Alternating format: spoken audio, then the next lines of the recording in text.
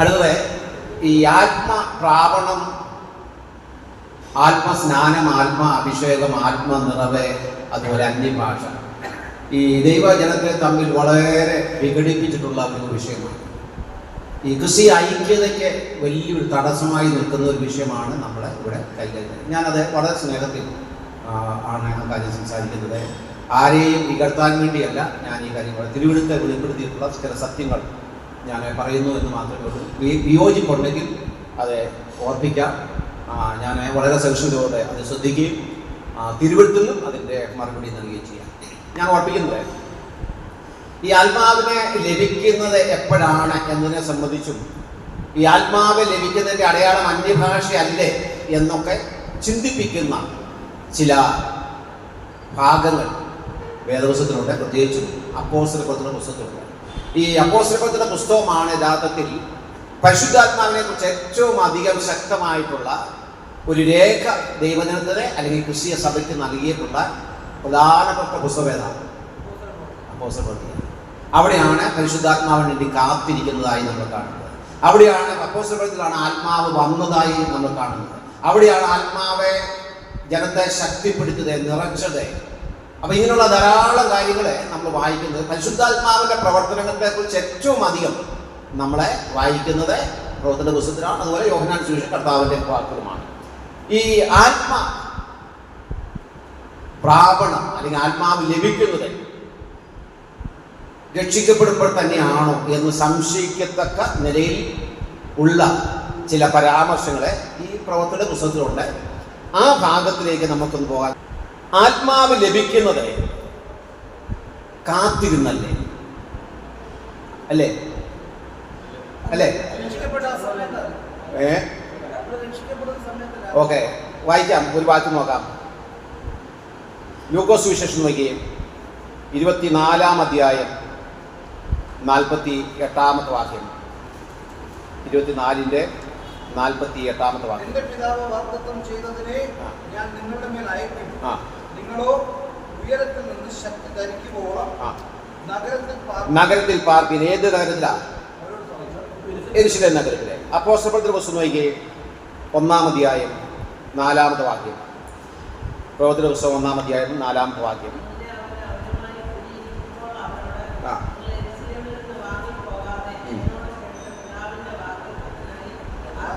കാത്തിരിക്കണം. അപ്പം ആത്മാവിനെ കാത്തിരുന്ന് വേണം പ്രാപിക്കാൻ. കാരണം 24:48 ലൂക്കോസ് 24:48 പറഞ്ഞു, എൻ്റെ പിതാവ് വാഗ്ദത്തം ചെയ്തതിനെ ഞാൻ നിങ്ങളുടെ മേൽ അയക്കും.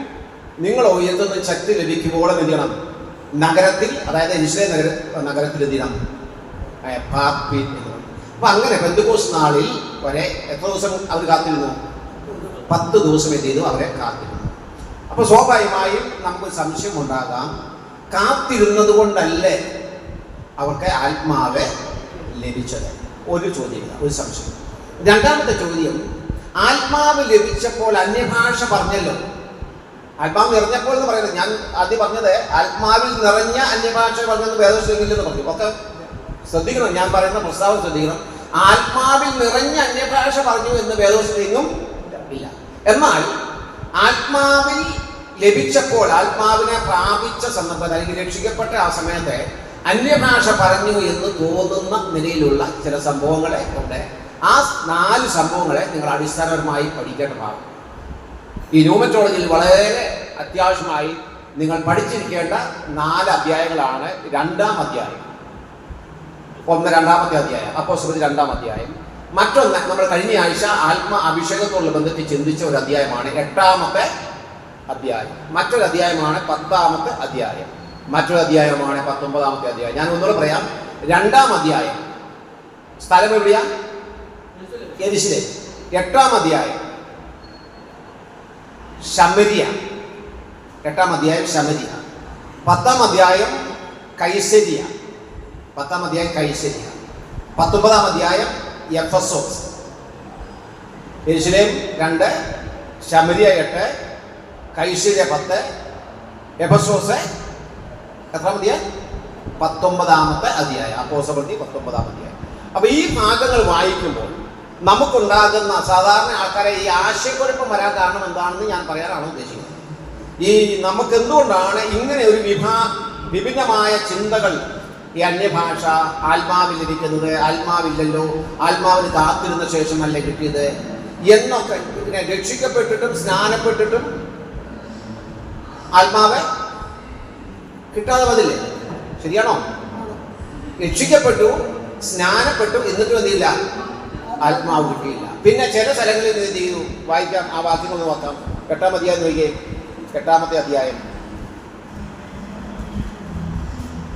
16-ാം വാക്യം, ഇതിന്റെ 16-ാമത്തെ വാക്യം. ഞാൻ നിങ്ങൾക്ക് വേണ്ടി എല്ലാവരും കേൾക്കുമല്ലോ, ഞാൻ വായിക്കാം. അന്ന് വരെ അവരിൽ ആരുടെ മേലും പരിശുദ്ധാത്മാവ് വന്നിരുന്നില്ല. പക്ഷെ 14-ാം വാക്യം എന്താ പറയുന്നത്? അനന്തരം യെരൂശലേമിലുള്ള അപ്പോസ്തലന്മാർ ശമര്യർ ദൈവവചനം കൈക്കൊണ്ടു എന്ന് കേട്ടു. അപ്പൊ ദൈവവചനം കൈക്കൊണ്ടു പറഞ്ഞാൽ അതിന്റെ അർത്ഥം എന്താ? രക്ഷിക്കപ്പെട്ടു. ആണോ? തീർച്ചയാണ്.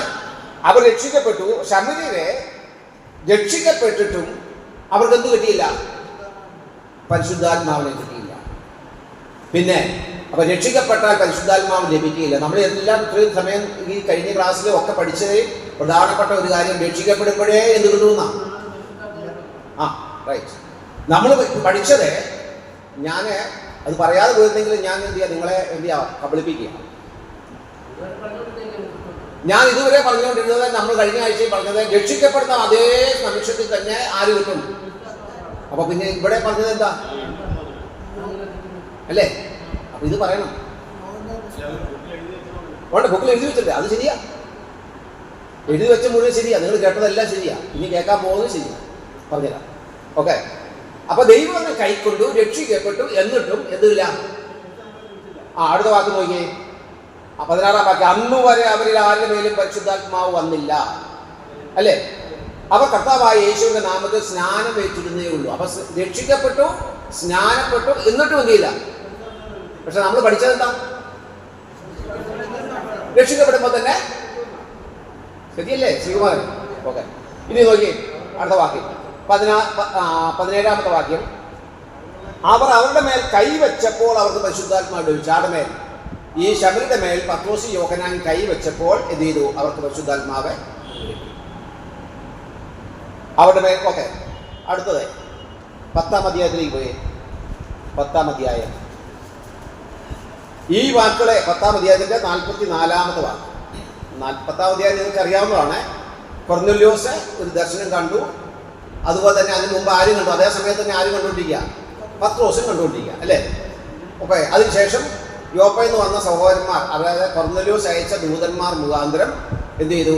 അവരുടെ കൂടെ ആര് പോവുക? പത്രോസ് എങ്ങോട്ട് പോവുക? കൈസരിയിലേക്ക് പോവുക. തൻ്റെ കൂടെ ആരുണ്ട്? യോപ്പയിൽ നിന്നുള്ള ചില യഹൂദ ക്രിസ്ത്യാനികളുമുണ്ട്, സഹോദരന്മാരുമുണ്ട്. അവിടെ ചെന്നു എന്ത് ചെയ്തു? പ്രസംഗിക്കുക. അപ്പൊ ഇവരെല്ലാം എന്ത് ചെയ്തുകൊണ്ടിരിക്കുകയായിരുന്നു? അല്ല, അവിടെ പറയുന്നത് കാത്തിരിക്കുകയായിരുന്നു. ആർക്ക് വേണ്ടി? പത്രോസിന് വേണ്ടി. അതായത് അതിന്റെ 24-ാം വാക്യം നോക്കിയേ.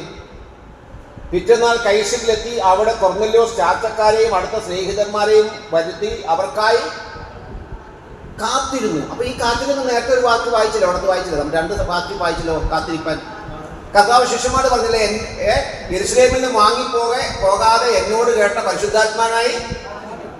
അപ്പൊ ഇവിടെ കൊർന്നേല്യോസും കൂട്ടി കാത്തിരിക്കുകയില്ലായിരുന്നു. ഞാൻ പറഞ്ഞ മനസ്സിലാണോ? അപ്പൊ കാത്തിരിക്കുമ്പോഴാണ് എന്ത് കിട്ടുന്നത്? പരിശുദ്ധാത്മാവ് കിട്ടുന്നത് കാത്തിരിക്കുമ്പോഴാണ്. വാക്യമില്ലേ? ഉണ്ട്. ഇപ്പൊ നമ്മൾ വായിച്ച വാക്യം 10-24 അങ്ങനെയാണ്. പത്രോസ് എന്ത് ചെയ്തു? അവർക്കായിട്ട് സ്നേഹിതന്മാരെയും കൂട്ടി വരുത്തി അവർക്കായിട്ട് എന്ത് ചെയ്തു? കാത്തിരുന്നു.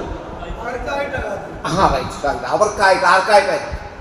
പത്രോസും കൂട്ടർക്ക് വേണ്ടിയല്ല. അപ്പൊ ഈ അങ്ങനെ പഠിക്കണം ബൈബിളെ, കേട്ടോ? ബൈബിൾ പഠിക്കുന്നത് അങ്ങനെയാണ്. ഓക്കെ. കാത്തിരുന്നു. അവസാനം എന്ത് ചെയ്തു? പത്രോസ് അവിടെ ചെന്ന് പ്രസംഗം തുടങ്ങി. അതിനുശേഷം 44-ാമത്തെ വാക്യം നോക്കിയേ. ഈ വാക്കുകളെ പത്രോസ് പ്രസ്താവിക്കുമ്പോൾ തന്നെ വചനം കേട്ട എല്ലാവരുടെ മേലും പരിശുദ്ധാത്മാവ് വന്നു. എപ്പോഴാണ് പരിശുദ്ധാത്മാവ് വന്നത്? അവരെ കാത്തിരുന്നോ? ഇവരെ പ്രാർത്ഥിച്ചോ? ഇവിടെ മേൽ കൈവച്ചോ? പിന്നെ അത് തന്നെയല്ല, അവർ അന്യഭാഷ. അടുത്ത വാക്ക് 45-ാമത്തെ, അവർ അന്യഭാഷകളിൽ. അപ്പൊ ആത്മാവ് ലഭിച്ചപ്പോൾ എന്ത് പറഞ്ഞു? അപ്പൊ അങ്ങനെയാണെങ്കിൽ ആത്മാവ് ലഭിച്ചതിന്റെ അടയാളം എന്താ? അപ്പൊ അന്യഭാഷ പറയാത്തവർക്ക് ശരിയല്ലേ? ബാക്കി ഓടില്ലേ? ശരിയാണ്, ഞാൻ പറഞ്ഞ ശരിയല്ലേ? ഓക്കെ. ഇനി 19-ാം അധ്യായം നോക്കിയേ. 19-ാം അധ്യായം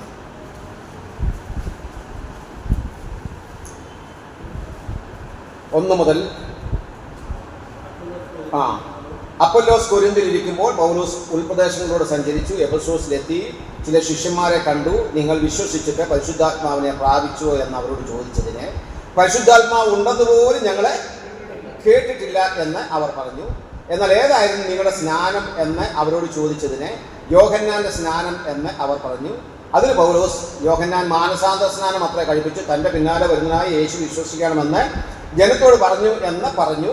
ഇത് കേട്ടാറെ അവർ കർത്താവായ യേശുവിന്റെ നാമത്തിൽ സ്നാനം ഏറ്റു. അടുത്ത വാക്ക് ശ്രദ്ധിക്കുക. പൗലോസ് അവിടെ മേൽ കൈവച്ചപ്പോൾ പരിശുദ്ധാത്മാവ് അവിടെ മേൽ വന്നു. അവർ അന്യഭാഷകളിൽ സംസാരിക്കുകയും പ്രവചിക്കുകയും ചെയ്തു. ഇതിനകത്ത് ഇത് കറക്റ്റല്ലേ? അതായത് പൗലോസ് ചോദിക്കുക, നിങ്ങൾ വിശ്വസിച്ചിട്ട് പരിശുദ്ധാത്മാവിനെ പ്രാപിച്ചു. എന്താ പറഞ്ഞേ? ഇല്ലെന്നല്ല പറഞ്ഞത്. ഉണ്ടെന്ന് പോലും ഞങ്ങൾ കേട്ടിട്ടില്ല.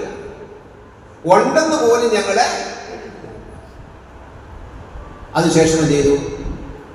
വിശദീകരിച്ചു. പിന്നെ എന്ത് ചെയ്തു? അവരെ കർത്താവായ യേശുവിന്റെ നാമത്തിൽ സ്നാനമേറ്റു. എന്നിട്ടും ആത്മാവ് കിട്ടിയില്ല. പിന്നെ അവിടെ മേൽ കൈവച്ചു. അല്ലെ? അവിടെ മേൽ കൈവച്ചു. അപ്പോൾ പരിശുദ്ധാത്മാവ് അവിടെ മേൽ വന്നു. പിന്നെ അന്യഭാഷകളിൽ സംസാരിച്ചു. പിന്നെ പ്രവചിക്കുകയും ചെയ്തു. അപ്പൊ 4 ഭാഗങ്ങൾ ആത്മാവ് ലഭിക്കുന്ന അല്ലെങ്കിൽ ലഭിച്ചതായി പറയുന്ന 4 ഭാഗങ്ങൾ ബൈബിളിലുണ്ട്. ബൈബിളിൽ അത് 4 എവിടെയാണ്? പ്രവർത്തന പുസ്തകം 2, 8, 10, 19.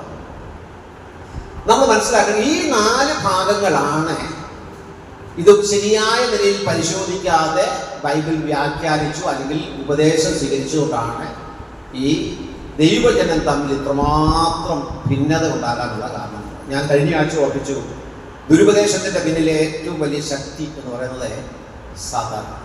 ദൈവമക്കളെ തമ്മിൽ അകറ്റുവാൻ ശത്രു ഈ കാലഘട്ടത്തിൽ ഇതൊന്നുമല്ല, വളരെ വർഷങ്ങളായി ഉപയോഗിക്കുന്ന വലിയൊരു തന്ത്രമാണ് ദുരുപദേശങ്ങൾ എന്ന് പറയുന്നത്. നമ്മൾ ഈ ഭാഗം പരിശോധിക്കേണ്ടത്, ഈ അപ്പോസ്തല പ്രവൃത്തിയുടെ പുസ്തകം എന്ന് പറയുന്നത് ഒന്ന് നമ്മളെ അതിൻ്റെ സ്വഭാവമാണ്. ഒന്ന് ചരിത്ര പുസ്തകം, ഒന്നാമത്തെ കാര്യം മനസ്സിലാക്കുക. മറ്റൊന്ന് ഇതൊരു ട്രാൻസിഷണൽ പീരീഡ്, അതായത് ഈ വികാസം പ്രാപിച്ചുകൊണ്ടിരിക്കുന്ന ഒരു കാലഘട്ടം. കാരണം സഭ ആദ്യമായി രൂപപ്പെടുന്നത് ഒരൊറ്റ പുസ്തകം പോലും അന്ന് എഴുതപ്പെട്ടിട്ടില്ല. ഒരു ലഘുലേഖ പോലും ഈ ശിഷ്യന്മാരുടെ കയ്യിലില്ല. കാരണം ഈ രക്ഷ, ഈ അടയാളം എന്തിനു വേണ്ടിയായിരുന്നു? അല്ലെങ്കിൽ ഈ വരങ്ങളുടെ പ്രത്യേകിച്ചും വരങ്ങളിൽ വീര്യപ്രവൃത്തി, പ്രവചനം, രോഗശാന്തി, അന്യഭാഷകൾ, വ്യാഖ്യാനം, ഈ വരങ്ങളുടെ ഒക്കെ ഉദ്ദേശം എന്ന് പറയുന്നത് നമ്മൾ ഇന്ന് കേൾക്കുന്ന പോലെയല്ല. ഇത് യഥാർത്ഥത്തിൽ ദൈവവചനത്തെ ഉറപ്പിക്കുവാൻ വേണ്ടിയായി. ഇത് ഞാൻ അഭിപ്രായം പറയുന്നില്ല, തിരുവറ്റി എന്നാണ് പറയുന്നത്. എബ്രായലേഖനം 2-ാം അധ്യായം നോക്കിയേ. എബ്രായലേഖനം 2-ാം അധ്യായം, എബ്രായലേഖനം 2-ാം അധ്യായത്തിൻ്റെ എല്ലാവർക്കും അറിയാവുന്ന വാക്യമാണ്. അതിൻ്റെ 1-ാമത്തെ വാക്യം, 2-ാം വാക്യം, ദൂതന്മാർ മുഖാന്തരം അരുളി ചെയ്ത വചനം സ്ഥിരമായിരിക്കുകയും ഓരോരോ ലംഘനത്തിന് മനുഷ്യനെക്കേണ്ട ന്യായമായ പ്രതിഫലം ലഭിക്കുകയും ചെയ്തുവെങ്കിൽ, അടുത്ത വാക്ക്, കർത്താവ് താൻ പറഞ്ഞു തുടങ്ങിയതും ദൈവം അടയാളങ്ങളാലും അത്ഭുതങ്ങളാലും വിവിധ വീര്യപ്രവർത്തികളാലും തൻ്റെ ഇഷ്ടപ്രകാരം പരിശുദ്ധാത്മാവിനെ നൽകിക്കൊണ്ടും. യഥാർത്ഥത്തിൽ അവിടെ മറ്റു ഭാഷാന്തരങ്ങളെല്ലാം ഗ്രീക്കിലും ഇംഗ്ലീഷും ഒക്കെ ഈ പരിശുദ്ധാത്മാവിനെ നൽകിക്കൊണ്ടുന്ന പരിശുദ്ധാത്മാവിൻ്റെ വരങ്ങളെ നൽകിക്കൊണ്ടും, പരിശുദ്ധാത്മാവിൻ്റെ വരങ്ങളെ നൽകി, by giving the gifts of the holy spirit, പരിശുദ്ധാത്മാവിൻ്റെ വരങ്ങളെ നൽകിക്കൊണ്ട് സാക്ഷി നിന്നതും, അടുത്ത വാക്കെന്താ, കേട്ടവർ നമുക്ക് ഉറപ്പിച്ചു തന്നതുമായ ഇത്ര വലിയ രക്ഷ. അപ്പൊ ഈ രക്ഷയെ ഉറപ്പിക്കുവാൻ വേണ്ടി ദൈവം ഉപയോഗിച്ച മാർഗങ്ങളെ കുറിച്ചാണ് ഇവിടെ പറയുന്നത്. കർത്താവ് താൻ പറഞ്ഞു തുടങ്ങിയത്. പിന്നെ ദൈവം അടയാളങ്ങളാൽ, അത്ഭുതങ്ങളാൽ, വീര്യപ്രവർത്തികളാൽ, എന്തൊക്കെ അടയാളവും അത്ഭുതങ്ങളും ആദ്യം നടന്ന അടയാളം എവിടെ? ആദ്യം ഈ സുവിശേഷത്തെ ഉറപ്പിക്കാൻ വേണ്ടി ആദ്യം ദൈവം അത്ഭുതം നൽകി പ്രവർത്തിച്ചത്, അടയാളം പ്രവർത്തിച്ച സ്ഥലമേതാണ്? 120 പേരിരുന്ന അല്ലെങ്കിൽ യെരൂശലേം 2-ാം അധ്യായത്തിൽ ആ അന്യഭാഷകളാണ് ഈ ശിഷ്യന്മാർ, ഈ ഗലീലക്കാർ മാത്രമായ പഠിപ്പില്ലാത്ത സാമാന്യരായ, അതിനെയാണ് ജനം അവരെ കുറിച്ച് പറഞ്ഞത്. അവരുടെ ഭാഷകളിൽ, കേൾവിക്കാരുടെ ഈ 18ഓളം ആൾക്കാരുടെ ഭാഷകളിൽ സംസാരിച്ചപ്പോൾ അവർ അത്ഭുതപ്പെട്ടു പോയി. നമ്മുടെ ആ വാക്ക് വായിക്കുന്നുണ്ട്. അവരെന്ത് ചെയ്തു? അവരാശ്ചര്യപ്പെട്ടു. ഇതെന്താകുമെന്ന്. അതിനില്ല, അവരെ 1-2 വാക്കുകൾ പറയുന്നില്ലായിരുന്നു, ശബ്ദങ്ങൾ പറയുന്നില്ലായിരുന്നു. ഇന്ന് ധാരാളം അങ്ങനെയുള്ള കാര്യങ്ങൾ സോഷ്യൽ മീഡിയയിൽ ഉണ്ട്. ഇന്നലെ ഞാൻ ഒരു ഫേസ്ബുക്കിലെ ഒരു പാസ്റ്റർ ഇട്ട ഒരു വൾഗർ വീഡിയോ, സത്യത്തിൽ അദ്ദേഹം ഒരിക്കലും അത് ചെയ്യാൻ പാടില്ല. ഈ ഭാഷയെ ന്യായീകരിക്കാൻ വേണ്ടി അദ്ദേഹം ഉണ്ടാവും വളരെ മോശമായ ഒരു, അതായത് അദ്ദേഹം എഴുതുന്ന ആ ഉപദേശത്തോടുള്ള ബന്ധത്തിൽ അതിനെ തന്നെ തകർക്കുന്ന നിലയിലുള്ള ഒരു വീഡിയോ നിങ്ങൾക്ക് ചെയ്യാനാണെങ്കിൽ അത് ചിലർക്ക് തരാം. ഞാൻ പറഞ്ഞു വന്നത്, അങ്ങനെ എല്ലാ സ്ഥലങ്ങളിലും നമുക്കിന്ന് ലഭ്യമാണ്. ഞാൻ പറഞ്ഞല്ലോ, ഞാൻ ഈ പുസ്തകം എഴുതാൻ വേണ്ടി പല മീറ്റിങ്ങുകളിൽ ഞാൻ കടന്നു പോയിട്ടുണ്ട്. കത്തോലിക്ക കരിസ്മാറ്റിക്കിലെ പല കൂട്ടായ്മകളിലൊക്കെ പോയി ഞാൻ അവിടെ കേട്ട് ആണ് ഞാൻ ആ പുസ്തകത്തിലെ പല കാര്യങ്ങൾ പഠിച്ചതും എഴുതിയത്. ഞാൻ ഓർപ്പിക്കുന്നത്, ഇന്ന് എല്ലാം സോഷ്യൽ മീഡിയ നമ്മുടെ കൈ വിരൽത്തുമ്പിൽ ഇതെല്ലാം. അപ്പൊ എന്തിനു വേണ്ടിയാണ് ഈ അന്യഭാഷ നൽകിയത്? എന്തിനു വേണ്ടിയായിരുന്നു? ഈ അന്യഭാഷ കൊണ്ട് അന്ന് പെന്തക്കോസ്ത് നാളിലുണ്ടായ പ്രയോജനം എന്താ പറയാം? അടയാളമായിരുന്നു. ആർക്കുള്ള അടയാളം? അവിടെ കൂടി വന്ന ജനത്തിനുള്ള അടയാളം. ഈ അടയാളമാണ്, അതായത് ഈ ശിഷ്യന്മാർ പഠിപ്പില്ലാത്ത അല്ലെങ്കിൽ സാധാരണക്കാരായ ആൾക്കാർ ഇത്രയും ഭാഷകളിൽ എന്ത് ചെയ്യാം? 1-2 വാക്ക് പറയില്ല. ഈ ഇന്ന് കേൾക്കുന്ന പോലെ ആവർത്തിച്ച വാക്കുകൾ പറയില്ല. അവർ പറയുകയാണ്, നാം ജനിച്ച നമ്മുടെ സ്വന്തം ഭാഷകളിൽ, അടുത്ത വാക്കുന്നത് ദൈവത്തിന്റെ വൻകാര്യങ്ങളെ. ദൈവത്തിന്റെ വൻകാര്യം എന്താ? ദൈവം മനുഷ്യവർഗത്തിന് വേണ്ടി ഒരുക്കിയ രക്ഷ, ക്രിസ്തുവിനെ ഈ ഭൂമിയിലേക്ക് അയച്ചത്, അവൻ കന്യകയിൽ ജനിച്ചത്, അവന്റെ ജീവിതം, അവന്റെ മരണം, അവന്റെ അടക്കം, പിന്നെ അവൻ ശത്രുവിനെ, പിശാചിനെ ജയിച്ച് അവൻ 3-ാം നാൾ ഉയർത്തെഴുന്നേറ്റത്, അവൻ സ്വർഗത്തിലേക്ക് പോയത്, ഇനിയും തന്നെ വിശ്വസിക്കുന്നതിനെ ചേർക്കാൻ വരുമെന്നുള്ള ഈ കാര്യങ്ങളെല്ലാം സവിസ്തരം എന്ത് ചെയ്തു? പ്രസംഗിക്കുകയല്ലായിരുന്നു, അന്യഭാഷകളോടെ എന്ത് ചെയ്തു? അപ്പോൾ ഉടനെ അവർ അത്ഭുതപ്പെട്ടു, ഇതെന്താകും? ഉടനെ ഒരു കൂട്ടർ എന്ത് ചെയ്തു? അവർ പറഞ്ഞു, ഒരു കൂട്ടർ പറഞ്ഞു, ഇവൻ ലഹരി പുതുവീഞ്ഞ് കുടിച്ചവരാണ്. അതിനെ തുടർന്ന് പത്രോസ് പ്രസംഗിച്ചു. ആ പ്രസംഗത്തിന്റെ അവസാനമാണ് കഴിഞ്ഞ ആഴ്ച ഞാൻ ഓർപ്പിച്ചതാണ്, 3000 പേര് എന്ത് ചെയ്തു?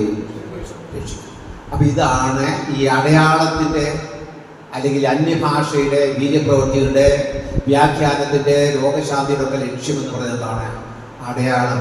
അല്ലാതെ നമ്മളെല്ലാം യേശുക്രിസ്തുവിൽ വിശ്വസിക്കുന്ന എല്ലാവരെയും ആരോഗ്യമുള്ളവരാക്കാൻ വേണ്ടിയല്ല.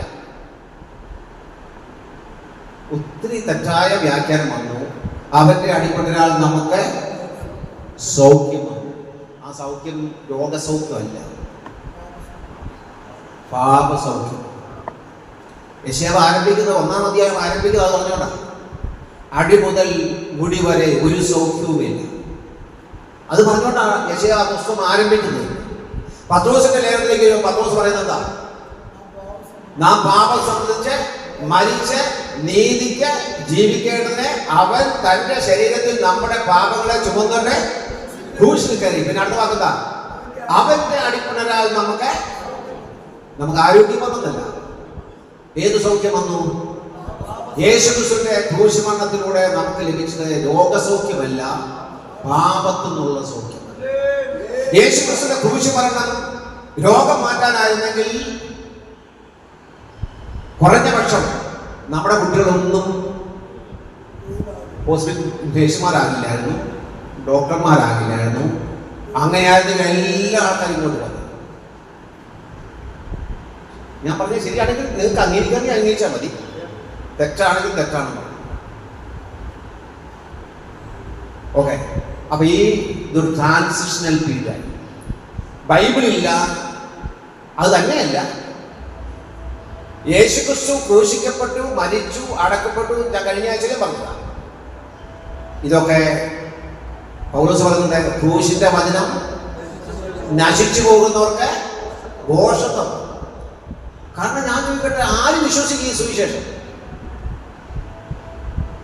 ഈ സുവിശേഷം വിശ്വസിക്കാൻ കൊള്ളാവുന്നതാണോ ബുദ്ധിമാന്മാർക്ക്? അല്ല. ലോകത്തിലെ ജ്ഞാനികൾക്ക് ഒരിക്കലും ഉൾക്കൊള്ളാൻ പറ്റുന്നതല്ല ഏത് ഈ സുവിശേഷം. ഇത് വിശ്വാസത്താൽ മാത്രം ഒരു വ്യക്തിക്ക് സാധിക്കുന്ന, കൃപയാൽ മാത്രം സാധിക്കുന്നത്. അപ്പൊ ഈ സുവിശേഷത്തെ ഉറപ്പിക്കുവാൻ ദൈവം നൽകിയ മുഖാന്തരങ്ങൾ അല്ലെങ്കിൽ ഉപകരണങ്ങളിൽ ഒന്നാണ് ഈ അന്യഭാഷ എന്ന് പറയുന്നത്. ഇത് ഞാൻ ഓർപ്പിക്കാം, പറഞ്ഞോ.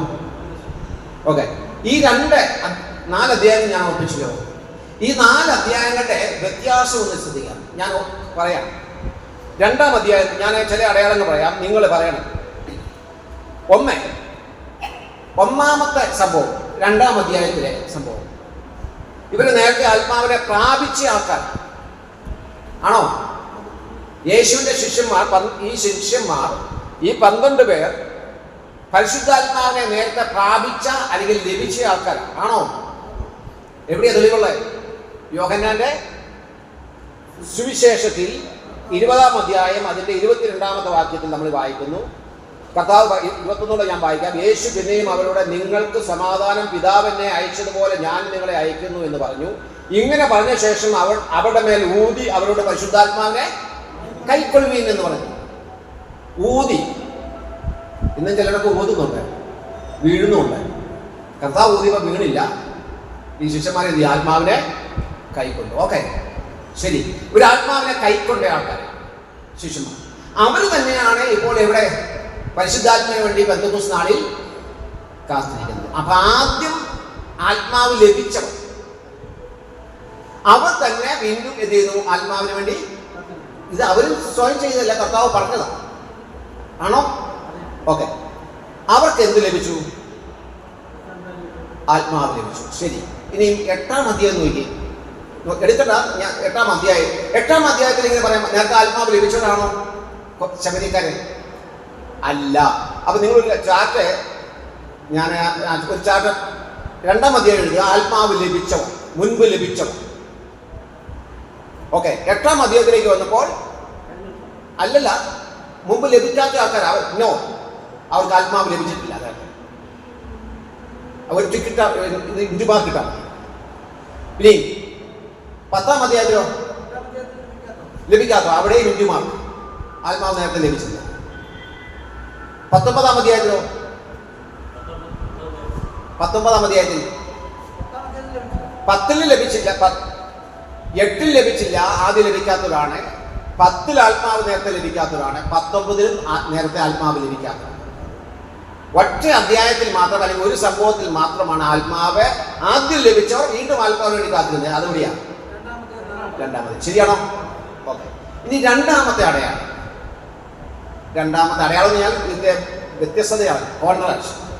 കാറ്റടിക്കുന്ന കൊടിയ മുഴക്കം, അതൊരു അടയാളമായിരുന്നു. ആത്മാവ് ലഭിച്ചപ്പോൾ കാറ്റടിക്കുന്ന കൊടിയ മുഴക്കമുണ്ടായി. എവിടെയാ ഉണ്ടായത്? 2-ാം അധ്യായം അല്ലെ? കാറ്റടിക്കുന്ന കൊടിയ മുഴക്കമുണ്ടായി 2-ാം അധ്യായത്തിൽ ഉണ്ടായി. അവിടെ ചുറ്റിലാണ് കാറ്റടിക്കുന്ന കൊടിയ മുഴക്കം. 2-ാം അധ്യായത്തിൽ ചിക്കൻ ഉണ്ടായി, കാറ്റുണ്ടായി. ഇനി 8-ാം അധ്യായത്തിലോ? അല്ലല്ല, കാറ്റടിച്ചോ?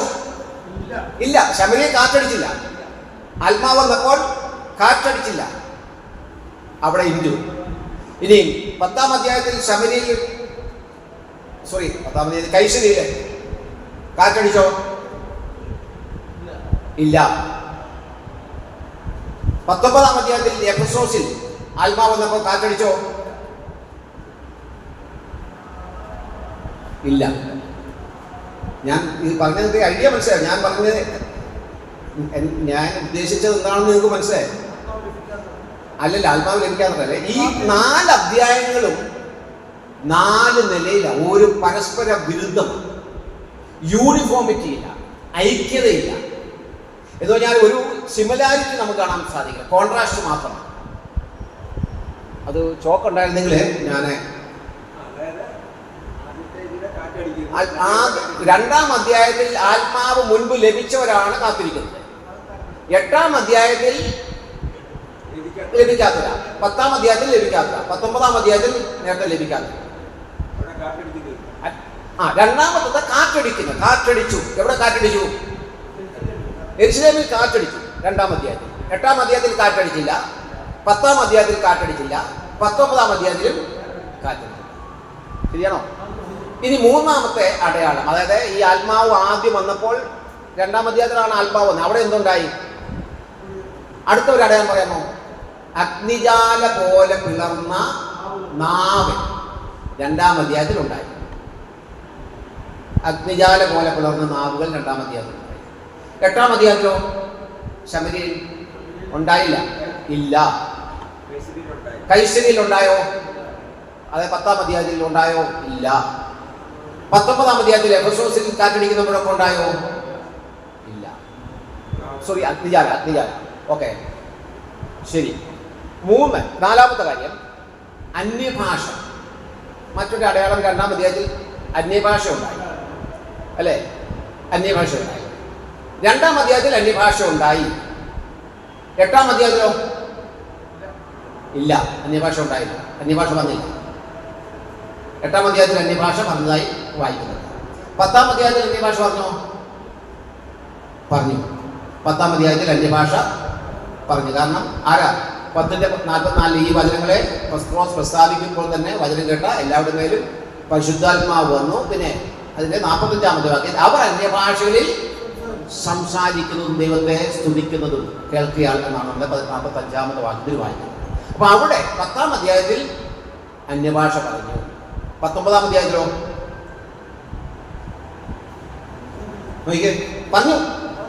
പറഞ്ഞു അന്യഭാഷ പറഞ്ഞു. 19-ാം അധ്യായത്തിൽ അന്യഭാഷ എഫെസോസിൽ ശിഷ്യന്മാർ അല്ലെങ്കിൽ കൊർന്നേലിയോസ് കൂട്ടും ആത്മാവ് ലഭിച്ചപ്പോൾ അന്യഭാഷ പറഞ്ഞു. ഇനി അടുത്തത്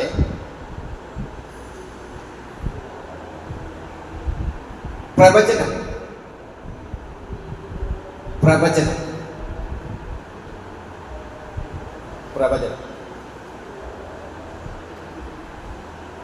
2-ാം അധ്യായത്തിൽ പ്രവചിച്ചോ?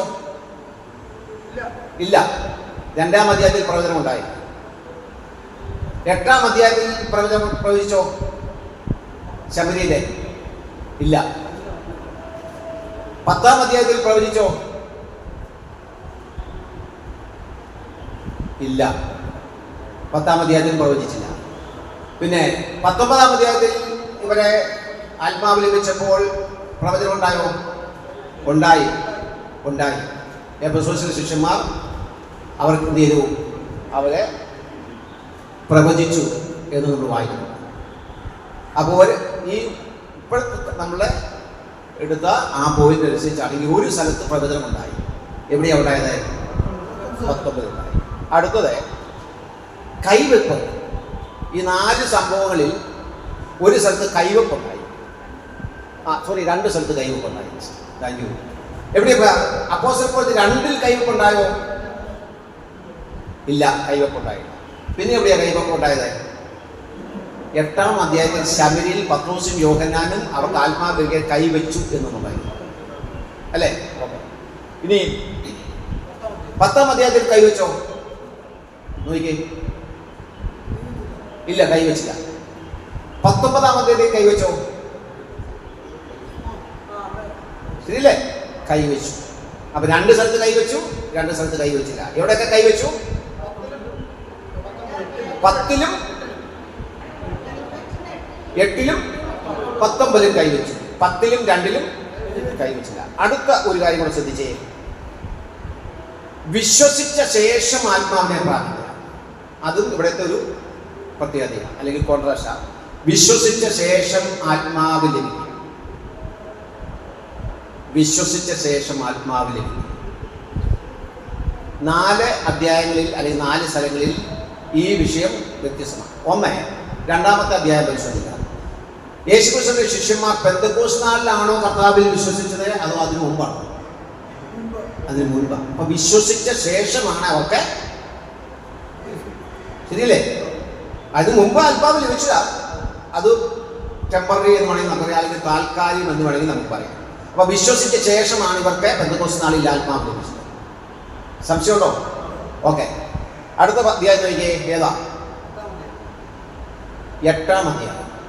വിശ്വസിച്ച ശേഷമാണ് അവർക്ക് പരിശുദ്ധാത്മാവ് ലഭിച്ചത്. ആർക്ക്? ശമരിയർ. 10-ാം അധ്യായം കൈസരിയിൽ വിശ്വസിച്ച മാത്രയിൽ തന്നെ ഈ 2-ാം അധ്യായത്തിലും 8-ാം അധ്യായത്തിലൊക്കെ വിശ്വസിച്ച ശേഷം കുറെ നാളുകൾക്ക് ശേഷമാണ് ഇവർക്ക് ആത്മാവ്. 2-ാം അധ്യായത്തിൽ അതുപോലെ 8-ാം അധ്യായത്തിൽ. കാരണം ആരാ ഈ ശമരിയോട് സുവിശേഷം പറഞ്ഞത്? ഫിലിപ്പോസ് അല്ലേ? ദൈവദിനം ഇവരെ ശമരി കൈക്കൊണ്ടു എന്ന് പിന്നെ ആര് കേട്ടു?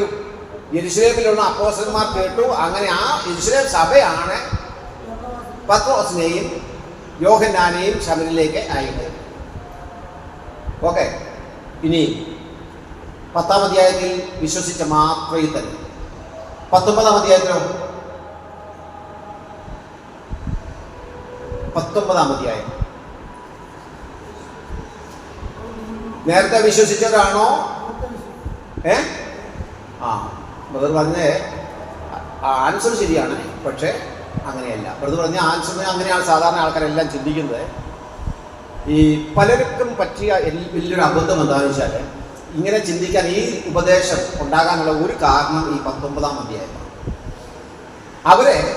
പൗലോസ് അവരോട് ഈ എഫെസോസിലെ ശിഷ്യന്മാരെ കണ്ടു. 12 പേരുണ്ടായിരുന്നു. അവരോട് ചോദിച്ചു, വിശ്വസിച്ചിട്ട് നിങ്ങൾക്ക് പരിശുദ്ധാത്മാവിനെ പ്രാപിച്ചോ? ഉടനെ അവർ പറയുക, പരിശുദ്ധാത്മാവ് ഉണ്ടെന്ന് പോലും ഞങ്ങളെ കേട്ടിട്ടില്ല. അപ്പൊ വിശ്വസിച്ചിട്ടും അവർക്ക് പരിശുദ്ധാത്മാവ് ലഭിച്ചില്ല. പിന്നെ എന്ത് ചെയ്തു? പിന്നെ സ്നാനപ്പെട്ട് കഴിഞ്ഞ്, അപ്പൊ വിശ്വസിച്ചാൽ ഉടനെ ആത്മാവ് കിട്ടില്ല. പിന്നെ സ്നാനപ്പെടണം. പിന്നെ സ്നാനപ്പെട്ടില്ലേ? യേശുവിന്റെ നാമത്തിൽ സ്നാനപ്പെടണം. സ്നാനപ്പെട്ട് കഴിഞ്ഞ് കാത്തിരുന്ന് വേണം എന്ത് ചെയ്യാൻ? അന്യഭാഷ അടയാളത്തോടുകൂടി ആത്മാവിനെ പ്രാപിക്കും. അതിന്റെ തെളിവാണ് 19-ാം അധ്യായം. വാസ്തവത്തില് ഈ 19-ാം അധ്യായത്തിലെ സംഭവം എന്ന് പറയുന്നത്, ഇവർ രക്ഷിക്കപ്പെട്ടവരെ അല്ല, ഇവർ ക്രിസ്തീയ വിശ്വാസികളെ അല്ല, മാനസാന്തര സ്നാനമേറ്റാണ്. യോഹന്നാന്റെ കൈക്കീഴിൽ യോഹന്നാൻ സ്നാപകന്റെ ശിഷ്യന്മാരാണ്. യോഹന്നാൻ പ്രസംഗിച്ചത് എന്താ? എൻ്റെ പിന്നാലെ ഒരാൾ വരുന്നു, യേശു വരുന്നുണ്ട്, അവൻ എന്ത് ചെയ്യും? നിങ്ങളെ പരിശുദ്ധാത്മാവിൽ എന്ത് ചെയ്യും? സ്നാനം കഴിപ്പിക്കും എന്ന് പറഞ്ഞു. പിന്നെ അവരെന്ത് ചെയ്തു? മാനസാന്തര സ്നാനം സ്വീകരിച്ചു. അങ്ങനെ ഇവര് പോയി. പക്ഷെ യേശു വന്നതും യേശു ക്രിസ്തു മരിച്ചതും ഒന്നും ഇവർ കേട്ടിട്ട് പോലുമില്ല. അവർ മരിച്ചതോ ഉയർത്തെഴുന്നേറ്റതോ ഇതൊന്നും പെന്തക്കോസ്ത് നാളിൽ സഭ ഉണ്ടായതൊന്നും ആർക്കറിയില്ല. കാരണം അത് സൂചനയാണ് അവർ പറഞ്ഞ വാക്ക്. പരിശുദ്ധാത്മാവ് ഉണ്ടെന്നുപോലും ഞങ്ങൾ കേട്ടില്ല. എന്നാൽ പരിശുദ്ധാത്മാവിനെ കുറിച്ച് കുറഞ്ഞ പക്ഷം വിശ്വാസികൾ കേൾക്കുന്ന ഒന്നാമത്തെ സമയം ഏതാ? സ്നാനത്തിന് സമയം, പിതാവിൻ്റെയും പുത്രൻ്റെയും പരിശുദ്ധാത്മാവിൻ്റെ. പിന്നെ ആശീർവാദ സമയം. ഇതൊന്നും ഇവർക്ക് യാതൊരു പരിചയമില്ല. അത് തന്നെയുമല്ല, അവിടെ ഈ 12 ശിഷ്യന്മാരോട്, യോഹന്നാന്റെ ശിഷ്യന്മാരോട് അവിടെ പൗലോസ് പറയുന്ന വാക്ക് ശ്രദ്ധിക്കുക. 3-ാം വാക്യം. എന്നാൽ ഏതായിരുന്നു നിങ്ങളുടെ സ്നാനം എന്ന് അവൻ അവരോട് ചോദിച്ചു. യോഹന്നാന്റെ സ്നാനം എന്ന് അവരെ പറഞ്ഞു. ഉടനെ അതിന് പൗലോസ്, യോഹന്നാൻ മാനസാന്തര സ്നാനം അത്രേ കഴിപ്പിച്ചു, തൻ്റെ പിന്നാലെ വരുന്നവനായ യേശുവിൽ വിശ്വസിക്കണമെന്ന് പറഞ്ഞു. അപ്പൊ എന്ന് പറഞ്ഞാൽ യേശുവിൽ ആരും വിശ്വസിച്ചിട്ടില്ല. ഈ 12 പേരെ യേശു ക്രിസ്തുവിൽ വിശ്വസിച്ച ആൾക്കാരല്ല. അവരെന്ത് വിശ്വസിച്ചു? യോഹന്നാന്റെ മാനസാന്തര സ്നാനം, അല്ലെങ്കിൽ ആ യോഹന്നാൻ പ്രസംഗിച്ച സുവിശേഷം ഏതാ? സുവിശേഷം ഏതാ? രാജ്യത്തിന്റെ സുവിശേഷം. ഒരു രാജാവ് വരാൻ പോകുന്നു, ഒരു രാജ്യം സ്ഥാപിക്കാൻ പോവുകയാണ്. ആ രാജ്യത്തിലേക്ക് പ്രവേശിക്കാൻ വേണ്ടി എന്ത് ചെയ്യണം? നിങ്ങൾ എന്ത് ചെയ്യണം? അതിന്റെ അടയാളമായി മാനസാന്തര സ്നാനം ഏൽക്കണം. പക്ഷെ യേശുക്രിസ്തു വന്നതോ മനുഷ്യവർഗത്തിന്റെ പാപത്തിന് വേണ്ടി കർത്താവ് ഈ വീണ്ടെടുക്കുകയോ ചെയ്തതോ ഉയർത്തതോ ഒന്നും ആർക്കറിയില്ല. ഉടനെ ഈ പൗലോസ് പറയുകയാണ്, തൻ്റെ പിന്നാലെ വരുന്നവനായ യേശുവിൽ വിശ്വസിക്കണം എന്ന് അവൻ അവരോട് പറഞ്ഞു. ആര് പറഞ്ഞു? യോഹന്നാൻ സ്നാപകൻ തൻ്റെ ശിഷ്യന്മാരോട് പറഞ്ഞു. അത് കേട്ടാറെ എന്ത് ചെയ്തു? അവർ കർത്താവായ യേശുവിന്റെ നാമത്തിൽ എന്ത് ചെയ്തു? സ്നാനം. അപ്പൊ തന്റെ പിന്നാലെ വരുന്ന യേശുവിൽ വിശ്വസിക്കണം. എപ്പോഴും എല്ലാ സ്ഥലത്തും പഴയ നിയമത്തിലും പുതിയ നിയമത്തിലും എല്ലാം രക്ഷ വിശ്വാസത്താൽ മാത്രം. ആ വിശ്വാസം ഈ 12 പേര് എന്ത് ചെയ്തു? ക്രിസ്തുവിൽ വിശ്വസിച്ചു. ആ വിശ്വാസത്തിന്റെ അടിസ്ഥാനത്തിൽ കർത്താവ് പറഞ്ഞല്ലോ, വിശ്വസിക്കുന്നവരെ പിതാവിന്റെയും പുത്രന്റെയും പരിശുദ്ധാത്മാവിന്റെയും നാമത്തിൽ സ്നാനപ്പെടുന്നത്. ആ സ്നാനം ആണ് ആരേറ്റത്? ഈ 12 ശിഷ്യന്മാർ. ഇനിയും അപ്പൊ ഒരിക്കലും ഈ ഭാഗം 19-ാം അധ്യായം ഈ വിശ്വസിച്ച് രക്ഷിക്കപ്പെട്ടാലും പോരാ, സ്നാനപ്പെടണം, അത് കഴിഞ്ഞ് കാത്തിരുന്ന അന്യഭാഷ അടയാളത്തോടു കൂടിയാണ് ആത്മാവിനെ പ്രാപിക്കുന്നത് എന്നുള്ള ഉപദേശത്തിന്റെ പ്രധാന അടിസ്ഥാനം ഈ 19-ാമത്തെ അധ്യായവും മറ്റുള്ള ഭാഗമാണ്. ഇത് ഞാൻ ചോദിക്കുന്ന ചോദ്യം. നമ്മൾ ഈ 4 അധ്യായം പഠിച്ചു. ഈ 4 അധ്യായം വായിച്ച് വിശദീകരിക്കേണ്ടതാണ്. പക്ഷേ ഈ ഒരു ക്ലാസ്സിൽ, ഇങ്ങനത്തെ ഒരു ക്ലാസ്സിൽ അത് സാധ്യമല്ല. ഞാൻ നിങ്ങൾക്ക് അത് ഒരു ഹോംവർക്കോ അല്ലെങ്കിൽ ഒരു അസൈൻമെൻ്റ് ആയിട്ട് തരികയാണ്. ഒരു ഐഡിയ നിങ്ങൾക്ക് മനസ്സിലായി. ഇതിലേത് സംഭവമാണ് ആത്മപ്രാപണത്തിൻ്റെ മാതൃകയായി ഏത് അധ്യായം അല്ലെങ്കിൽ ഏത് സംഭവം നമ്മൾ സ്വീകരിക്കും? ഒരാൾ 2 പറഞ്ഞു. മറ്റൊരാളെ 19 പറഞ്ഞു. പിന്നെ അഭിപ്രായമുണ്ടോ? 2 ഒരാൾ 19 ആണെന്ന് പറഞ്ഞു. പിന്നെ ചോദ്യം, ഈ 4 സംഭവങ്ങൾ 2, 8, 10, 19, അതായത് ആദ്യം വിശ്വസിച്ചു, ആദ്യം ആത്മാവിനെ ലഭിച്ചു, ആദ്യം വിശ്വസിച്ചു, അവരാണ് ഇവിടെ കാത്തിരുന്നത്. പെന്തക്കോസ്ത് നാളിൽ കാത്തിരുന്നപ്പോൾ ഇത് അവർക്ക് ആത്മാവ് ലഭിച്ചു, അന്യഭാഷയിൽ സംസാരിച്ചു. 8-ാം അധ്യായത്തിൽ അല്ലല്ല, രക്ഷിക്കപ്പെട്ടു, ദൈവനം കൈക്കൊണ്ടു, സ്നാനപ്പെട്ടു, എന്നിട്ടും ആത്മാവ് ലഭിച്ചില്ല. പിന്നെ എന്ത് ചെയ്തു? കൈവച്ചു, അപ്പോഴെന്ത് ചെയ്തു? ആത്മാവ് ലഭിച്ചു. 10-ാം അധ്യായത്തിൽ വചനം കേട്ടപ്പോൾ തന്നെ, വിശ്വസിച്ചപ്പോൾ തന്നെ ആത്മാവ് ലഭിച്ചു, അന്യഭാഷ പറഞ്ഞു. 19-ാം അധ്യായത്തിൽ വിശ്വസിച്ചു, പിന്നെ സ്നാനപ്പെട്ട ശേഷം എന്ത് ചെയ്തു? കൈവച്ചു, അന്യഭാഷ പറയും, പ്രവചിക്കുകയും ചെയ്തു. ഇതിലേത് സംഭവമാണ് ആത്മപ്രാപണത്തിൻ്റെ അടയാളമായിട്ട് അല്ലെങ്കിൽ മാതൃകയായിട്ട്? 2-ാം അധ്യായം 10. ശരി. അപ്പൊ ഇതിനകത്തെ 2-ാം അധ്യായമാണെങ്കിൽ അപ്പൊ 8-ഉം 10-ഉം 19 അധ്യായവും നമ്മളെ ഈ ബൈബിളിൽ നിന്ന് മാറ്റുക. അതെങ്ങനെയാണ്? അപ്പൊ അത് വചനമല്ലേ? അത് നടന്നതല്ലേ? 8-ാം അധ്യായത്തില് നടന്ന സമയത്ത് ശബരിക്കാരെ ദൈവനം കൈക്കൊണ്ടു, രക്ഷിക്കപ്പെട്ടു, പിന്നെ സ്നാനപ്പെട്ടു, എന്നിട്ടും അവർക്ക് ആത്മാവ് ലഭിച്ചില്ല. പിന്നെ യെരുശലേമിനെ പത്രോസ് യോഹന്നാനും വന്നു, അവർക്ക് വേണ്ടി പ്രാർത്ഥിച്ച് കൈവച്ചപ്പോൾ എന്ത് ചെയ്തു? ആത്മാവ്. അതെന്താ? അതും ദൈവനമല്ലേ? അത് നടന്നല്ലേ? കാത്തിരുന്നു പറഞ്ഞില്ല. 10-ാം അധ്യായത്തിലെ ഇവർക്ക് വേണ്ടി പത്രോസിന് യോഹന്നാനും വേണ്ടി പത്രോസിന് വേണ്ടി കാത്തിരുന്നു ശബരിയിൽ. ചോദ്യം മനസ്സിലായി? ഞാൻ പറയാം. ഇത് ഈ 4 അധ്യായവും ആത്മപ്രാപണത്തിൻ്റെ മാതൃകയായി നമുക്കൊരു കാരണവശാലും സ്വീകരിക്കാൻ പറ്റില്ല. കാരണം എന്താ? 4 തരമാണ്. ശരിയാണോ? ശരിയാണെങ്കിൽ പറഞ്ഞാൽ ഇത് 4. ഇപ്പൊ ഞാൻ 2-ാം അധ്യായം പഠിക്കുകയാണെങ്കിൽ നിങ്ങൾ പറയാം, അല്ലല്ല 8-ാം അധ്യായത്തിൽ അങ്ങനെയല്ലേ എന്ന് പറഞ്ഞാൽ എനിക്ക് സമ്മതിക്കാതിരിക്കാൻ പറ്റും. ഒരാൾ പറയാനില്ല 10-ാം അധ്യായത്തിലാണ് ശരി എന്ന് പറഞ്ഞാലോ അത് സമ്മതിക്കണം. അല്ലേ? നീ പറഞ്ഞത് ശരിയാ, അങ്ങനെയില്ല. ഇത് 4 വ്യത്യസ്തമാണ്. ഇത് 4 ദൈവം നടന്ന സംഭവമാണ്. നമ്മൾ മനസ്സിലാക്കുന്നത് ഈ ഉപദേശം സ്വീകരിക്കേണ്ടത് ഒരിക്കലും ചരിത്ര സംഭവങ്ങളുടെ അടിസ്ഥാനത്തില്ല. ഇനി എന്തിനു വേണ്ടിയാണ്, എന്തുകൊണ്ടാണ് ഇവിടെ ഇത് സംഭവിച്ചത് എന്നുള്ള കാര്യം മനസ്സിലാക്കുമ്പോഴാണ് ഇത് 4 ആത്മപ്രാപണത്തിൻ്റെ ഒരു മാതൃകയായി സ്വീകരിക്കാൻ പാടില്ല എന്നുള്ള കാര്യം മനസ്സിലാകും. ഞാൻ ഓർപ്പിക്കാം. 2-ാം അധ്യായത്തിൽ നടന്നത് എന്താണെന്നുള്ള അന്യഭാഷ പറഞ്ഞത് എന്തുകൊണ്ടാണ്, എന്തിനു വേണ്ടിയാണെന്നുള്ളത് ഞാൻ പല ആവർത്തി പറഞ്ഞു. അത് മനസ്സിലായ ഒരാൾ ഒന്ന് പറഞ്ഞേ, ചിന്തിച്ച്. ഒരാൾക്ക് ആർക്കെങ്കിലും പറയാമോ? വിവിധ ഭാഷക്കാരെ ഉണ്ടായിരുന്നു. അതുകൊണ്ട് എങ്ങനെ ഭാഷ ഉണ്ടാകും. ഓക്കെ, ഈ അന്യഭാഷ ഉണ്ടാകും.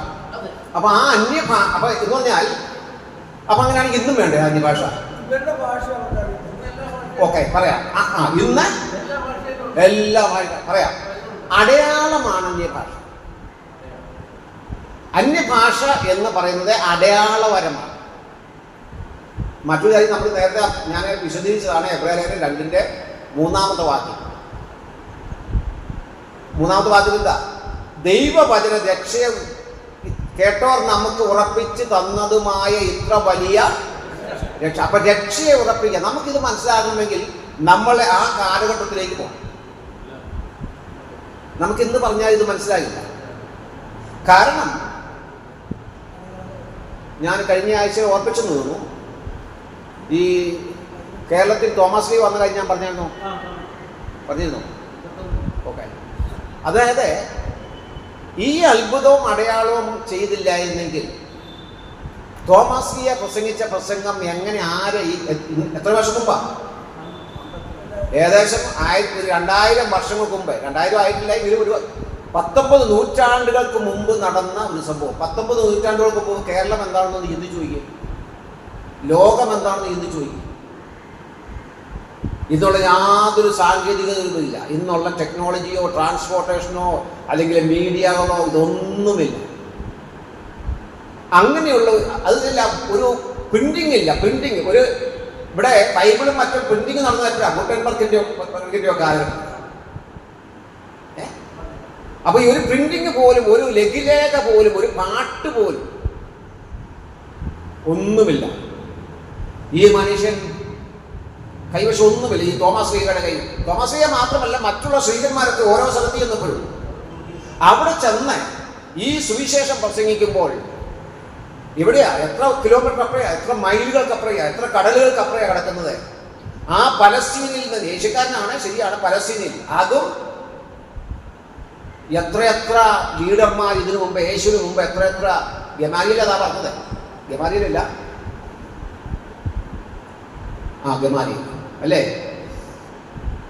സോറി, അഗബോസ് ആണല്ലോ പ്രവചിച്ചത്. അപ്പൊ അദ്ദേഹം പറഞ്ഞിട്ടുണ്ട്.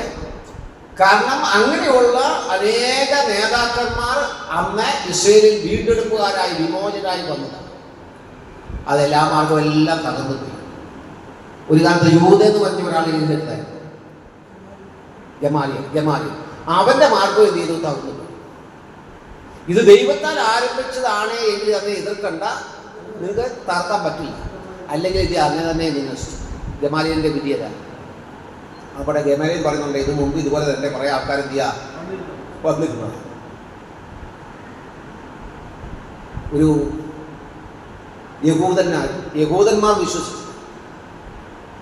യഹൂദന്മാർ വിശ്വസിക്കാത്ത യേശുവിനെ നമ്മൾ വിശ്വസിക്കും, ഈ ഇന്ത്യക്കാർ വിശ്വസിക്കും. അപ്പൊ എങ്ങനെയാ ഈ സുവിശേഷം, എങ്ങനെ ഇവിടെയുള്ള 7 പള്ളിയോ അല്ലെങ്കിൽ ബ്രാഹ്മണന്മാരെന്നൊക്കെയാണ് പറയുന്നത് എന്ത് വായിക്കട്ടെ, ഈ സുവിശേഷം തോമസ് ലീഗ പ്രസംഗിച്ച അതിനുശേഷം, തോമസ് ലീഗ ഇവിടെ വന്നപ്പോൾ ആരുണ്ടായിരുന്നു പറയുന്നത്? കുഞ്ഞിത്തമ്മൻ, കനായി കുഞ്ഞിത്തമ്മൻ്റെ ആൾക്കാർക്ക് ഉണ്ടായിരുന്നൊക്കെ പറയുന്നുണ്ട്. എന്തായിരുന്നാലും അപ്പൊ അങ്ങനെയാണെങ്കിൽ ഞാൻ ചോദിക്കുന്ന ചോദ്യം, ആരായിരുന്നാലും ഈ സുവിശേഷം ഇന്ത്യയിലേക്കും ലോകത്തിന്റെ വിവിധ രാജ്യങ്ങളിലേക്കും പോയപ്പോൾ അവിടെയൊക്കെ ഈ സുവിശേഷം അംഗീകരിക്കണമെങ്കിൽ അവിടെ മുമ്പിൽ എന്ത് വേണം? ഒരു അടയാളം ആവശ്യമാണ്. ആ അടയാളമാണ് അന്യഭാഷ. അതാണ് പെന്തക്കോസ്ത് നാൾ സമയം. കാരണം അവിടെ ആ വിശദീകരണം ശ്രദ്ധിച്ചാൽ നമുക്ക് വ്യക്തമല്ലേ. കാരണം അവർ കേൾവിക്കാർ ചോദിച്ച ചോദ്യം അവർക്ക് ഹൃദയത്തിൽ ഈ പത്രോസിന്റെ പ്രസംഗം കേട്ട് കുത്തുകൊണ്ടു എന്ന് നമ്മൾ വായിക്കും. അത്രയും ആൾക്കാർ മാനസാന്തരപ്പെടണമെങ്കിൽ അതിന് നിദാനമായ കാരണമായ കാര്യം എന്ന് പറഞ്ഞാൽ അവിടെ അന്ന് ഈ അപ്പോസ്തലന്മാർ സംസാരിച്ച അന്യഭാഷയാണ്. ഈ അന്യഭാഷ പറഞ്ഞതാണ്, അല്ലെങ്കിൽ അവിടെ നടക്കുന്ന അടയാളമാണ് രക്ഷയിലേക്ക് വരുന്നത്. പിന്നെ മറ്റൊരു കാര്യം കൂടി നമ്മൾ ഓർക്കേണ്ടത്, പ്രവൃത്തിയുടെ പുസ്തകത്തിൽ നടന്നുപോലുള്ള അത്ഭുതങ്ങൾ മറ്റൊരു കാലഘട്ടത്തിൽ നടന്നത്. ഓരോ ഡിസ്പെൻസേഷൻ നമ്മൾ യുഗങ്ങളെ കുറിച്ച് പഠിക്കുമ്പോഴേ പഴയ നിയമത്തിലായിരുന്നാലും നമുക്കറിയാം, ഓരോ കാലഘട്ടത്തിന്റെ ഒരു യുഗത്തിന്റെ ആരംഭത്തിൽ നടന്നതുപോലെയുള്ള അത്ഭുതങ്ങൾ പിന്നീട് ആവർത്തിക്കപ്പെട്ടു ഇല്ല. പൗലോസിന്റെ ഒക്കെ കാലഘട്ടം വന്നപ്പോൾ നമ്മൾ വായിക്കുന്നത്, പൗലോസ് തിമോഥെയോസിനോടുള്ള സൗഖ്യം നൽകാൻ പൗലോസ് പറ്റില്ലായിരുന്നു. എന്താ തിമോഥെയോസ് പറഞ്ഞത്? നിന്റെ അജീർണ നിമിത്തം നീ അല്പം വീഞ്ഞ് പൗലോസും രോഗിയായി. അതുപോലെ ആ ട്രോഫിമോസിനെയാണോ എവിടെയാ അറിയാം, മിലത്തോസിൽ വെട്ടിച്ച് പോയ രോഗി എവിടേക്ക് പോയത്? മറന്നുപോയി, ഞാൻ മറന്നുപോയി. ട്രോഫിമോസറോ? ഓക്കെ, ഞാൻ എഴുതി അവരെ രോഗിയായി വിട്ടേച്ച് പോകുന്നു. കഥ പൗലോസിന് സൗഖ്യം കൊടുക്കാൻ പറ്റില്ലായിരുന്നു. അപ്പൊ നമ്മൾ മനസ്സിലാക്കേണ്ടത് ഇതൊരു അടയാളമായിട്ടാണ്. ഈ അന്യഭാഷ ആണ് അന്ന് പെന്തക്കോസ്ത് നാളിൽ ഈ സഭയുടെ ആരംഭമാണ്, ഉദ്ഘാടനം. ഇനി 8-ാം അധ്യായത്തിലേക്ക് വരുമ്പോൾ, കഴിഞ്ഞ ദിവസം ഞാൻ ഓർമ്മിച്ചത് 8-ാം അധ്യായത്തിൽ ആരാണ് അവിടെ ഈ രക്ഷിക്കപ്പെട്ടത്? ആരാ രക്ഷിക്കപ്പെട്ടത്? ശമര്യൻ. പത്രോസ് ആരാ? യോഹന്നാൻ ആരാ? ഫിലിപ്പോസ് ആരാ? യഹൂദൻ. യഹൂദനും ഈ ശമര്യനും തമ്മിൽ യാതൊരു ബന്ധവും സമ്പർക്കവും. ഇവരൊരു സങ്കര ജാതിയാണ്. ഇവരുടെ വിശ്വാസം വ്യത്യസ്തം.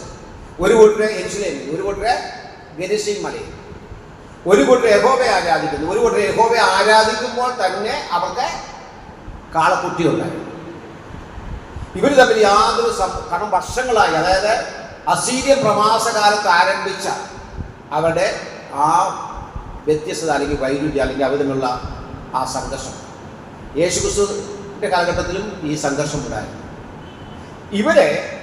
ഇവർ തമ്മിലുള്ള എന്ന് പറഞ്ഞാൽ സഭ, ആ സഭയും ശമര്യരും തമ്മിൽ, അല്ലെങ്കിൽ സഭയിൽ എല്ലാവരും ഒന്നാണ്, ക്രിസ്തുവിന്റെ ശരീരത്തിന്റെ ഭാഗമാണ് എന്നുള്ള ആ സത്യം വെളിപ്പെടുത്തുവാൻ വേണ്ടി ശമര്യനും യഹൂദനും തമ്മിലുള്ള ആ സ്പർദ്ധ ഇല്ലാതാക്കുവാനുള്ള ഏക മാർഗമായിരുന്നു. ഞാൻ ചോദിക്കട്ടെ, ഈ പത്രോസും യോഹന്നാനും പോലെ തന്നെയല്ലേ ഈ ഫിലിപ്പോസ്? സുവിശേഷനായ ഫിലിപ്പോസിനെ ഇത് പറ്റില്ലായിരുന്നു? ഇവരുടെ മേൽ കൈവച്ചാൽ, ഇവർക്ക് പ്രാർത്ഥിച്ചാൽ ആത്മാവ് കിട്ടില്ലായിരുന്നു? പക്ഷേ യെരുശലേമിന് ഒരു പ്രാധാന്യമുണ്ട്. കാരണം സഭ ആരംഭിച്ചത് എവിടെയാണ്? യെരുശലേമിൽ. ആദ്യത്തെ സഭ ആരംഭിക്കപ്പെട്ടത് യെരുശലേമിലാണ്. അപ്പോസ്തലന്മാരുള്ളത്. അവരിലൂടെയാണ് ഈ തിരുവെഴുത്ത് എഴുതപ്പെടുത്താൻ പോകുന്നത്. അപ്പൊ ഈ ശമര്യരെ സംബന്ധിച്ച് ഈ യഹൂദന്മാരിൽ നിന്ന് വിശ്വാസത്തിലേക്ക് വന്ന യഹൂദ ക്രിസ്ത്യാനികളുമായിട്ടുള്ള ആ ബന്ധത്തിലേക്ക് എന്തിനാം, ആ അനുരഞ്ജനത്തിലേക്ക് വരുവാൻ വേണ്ടിയുള്ള ദൈവം നൽകിയ ഒരു അടയാളമാണ് ഈ സംഭവം. 8-ാം അധ്യായം. അവിടെ അന്യഭാഷ നടന്നില്ല. ഇനി 10-ാം അധ്യായത്തിലേക്ക് വരുമ്പോൾ നമ്മൾ വായിക്കുന്നത് ജാതികളാണ്, പുറജാതികളായ ആൾക്കാർ.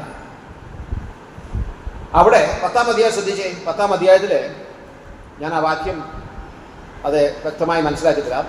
10-ാം അധ്യായം അതിൻ്റെ 46-ാമത്തെ വാക്യം വായിക്കും. 44 മുതലുള്ള വാക്യങ്ങൾ ഞാൻ വായിക്കാം. ഈ വാക്കുകളെ പത്രോസ് പ്രസ്താവിക്കുമ്പോൾ തന്നെ വചനം കേട്ട എല്ലാവരുടെ മേലും പരിശുദ്ധാത്മാവ് വന്നു. അവർ അന്യഭാഷകൾ സംസാരിക്കുന്നു, ദൈവത്തെ മഹത്വത്തിരിക്കും കേൾക്കിയാൽ പത്രോസിനോട് കൂടെ വന്ന പരിച്ഛേദനക്കാരായ, ആരാ ഈ പരിച്ഛേദനക്കാർ? യഹൂദന്മാരിൽ നിന്ന് വന്ന ക്രിസ്ത്യാനികൾ, അല്ലെങ്കിൽ യഹൂദന്മാരിൽ നിന്ന് രക്ഷിക്കപ്പെട്ടു വന്നതാണ്. അവർ പറയുകയാണ്, പരിച്ഛേദനക്കാരായ വിശ്വാസികൾ പരിശുദ്ധാത്മാവെന്ന ദാനം ജാതികളുടെ മേലും പകർന്നത് കണ്ട് വിസ്മയിച്ചു. എന്താ വിസ്മയിക്കാൻ കാരണം? ജാതികൾ കാരണം അവർക്ക് അത്ഭുതം. പക്ഷെ ഇവർക്ക് പെന്തക്കോസ്ത് നാളിൽ ഇവർക്ക് ആത്മാവിനെ വെച്ച വിസ്മയമില്ല, ജാതികൾ കിട്ടിയത്. കാരണം യേശുക്രിസ്തു മത്തായി സുവിശേഷം 10-ാം അധ്യായത്തിന്റെ 5-ാമത്തെ വാക്യത്തിൽ 70 ശിഷ്യന്മാരെ ഈ 2 പേരായിട്ട് അയക്കുമ്പോൾ അവർ കൊടുത്തൊരു നിർദ്ദേശം എന്തായിരുന്നു? ജാതികളിലെ പോകരുത്, ശമര്യയിലും പോകരുത്, ഇസ്രായേലിലെ കാണാതെ പോയ ആടുകളുടെ ഇടയിലേക്ക് മാത്രം പോകുകയും. പിന്നെ ഒരു കനാന്യ സ്ത്രീ വന്ന് കർത്താവിന് പറഞ്ഞു, എൻ്റെ മകളെ സൗഖ്യമാണ്. എന്താ പറഞ്ഞത്? മക്കളുടെ അപ്പം എടുത്ത് നായ്ക്കുട്ടികൾക്ക് എന്ത് ചെയ്യില്ല, കൊടുക്കാൻ പറ്റില്ല. ആ നായ്ക്കുട്ടിയാണ്, അല്ലെങ്കിൽ ആ നായ്ക്കൾ എന്ന് യഹൂദന്മാർ പറഞ്ഞിരുന്ന ആൾക്കാരാണ് ആരെ? ഈ കൊർന്നല്യോസിനെ വിട്ടുകാർ. ഇവരെ ആത്മാവ് പ്രാപിച്ചതും അന്യഭാഷയിൽ സംസാരിച്ചു കേട്ടപ്പോൾ പത്രോസിനോട് കൂടെ വന്ന പരിച്ഛേദനക്കാരായ സഹോദരന്മാർ, വിശ്വാസികൾ പറയുക, പരിശുദ്ധാത്മാവ് എന്ന ദാനം ജാതികളുടെ മേലും പകർന്നത് കണ്ട് അവരെന്ത് ചെയ്തു? വിസ്മയിച്ചു. എന്ന് പറഞ്ഞാൽ ഇവരുടെ ചിന്ത എന്താ? പരിശുദ്ധാത്മാവിനെ കുറിച്ച് ഇവരുടെ ചിന്ത എന്തായിരുന്നു? ഞങ്ങൾക്ക് മാത്രമുള്ളത്, യഹൂദരായ ഇസ്രായേലിലായ ഞങ്ങൾക്ക് മാത്രമുള്ളത്. റോമലേഖനം 9-ാം അധ്യായത്തിലെ 4-ാമത് വാക്യം വായിക്കുമ്പോൾ അവിടെ പറയുന്ന ഒരു വാക്കുണ്ട്. പൗലോസ് പറയുന്ന ഒരു വാക്ക് ശ്രദ്ധിക്കുക. 9-ന്റെ 4-ാമത്തെ വാക്യം.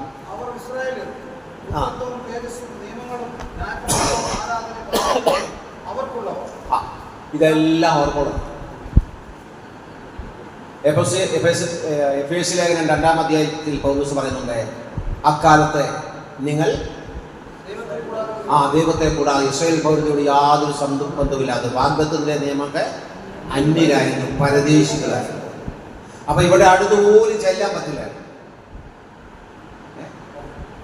ഇനിയും ഈ ജാതികളിൽ നിന്ന് ഒരാൾ യഹൂദ വിശ്വാസത്തിലേക്ക് വന്നാൽ പോലും, അതാണ് യഹൂദ മതാനുസാരികൾ, അവർക്ക് വേണ്ടി മാത്രം ഒരു പ്രാകാരം ഉണ്ടായിരുന്നു, ജാതികളുടെ പ്രാകാരം. ഇത്രയും ജാതീയ വ്യവസ്ഥിതി നിലനിന്നിരുന്ന ഒരു സമൂഹം നമ്മുടെ ഇന്ത്യയിലാണ് അല്ലേ, ഈ കേരളത്തിലില്ല, എപ്പോഴും. അപ്പൊ അങ്ങനെയുള്ള ഒരു റിജിഡ് സൊസൈറ്റി ആയിരുന്നു യഹൂദ സൊസൈറ്റി. ആ സഹോദരന്മാരാണ് ഇവിടെ പത്രോസിനോട് കൂടെ വന്ന ഈ സഹോദരന്മാർ. അവർ പറയുകയാണ്, ഈ ദാനം ജാതികളുടെ മേലും പകർന്നത് കണ്ട് അവരെ വിസ്മയിച്ചു. അടുത്ത വാക്ക് ശ്രദ്ധിച്ചേ, 47-ാം വാക്യം.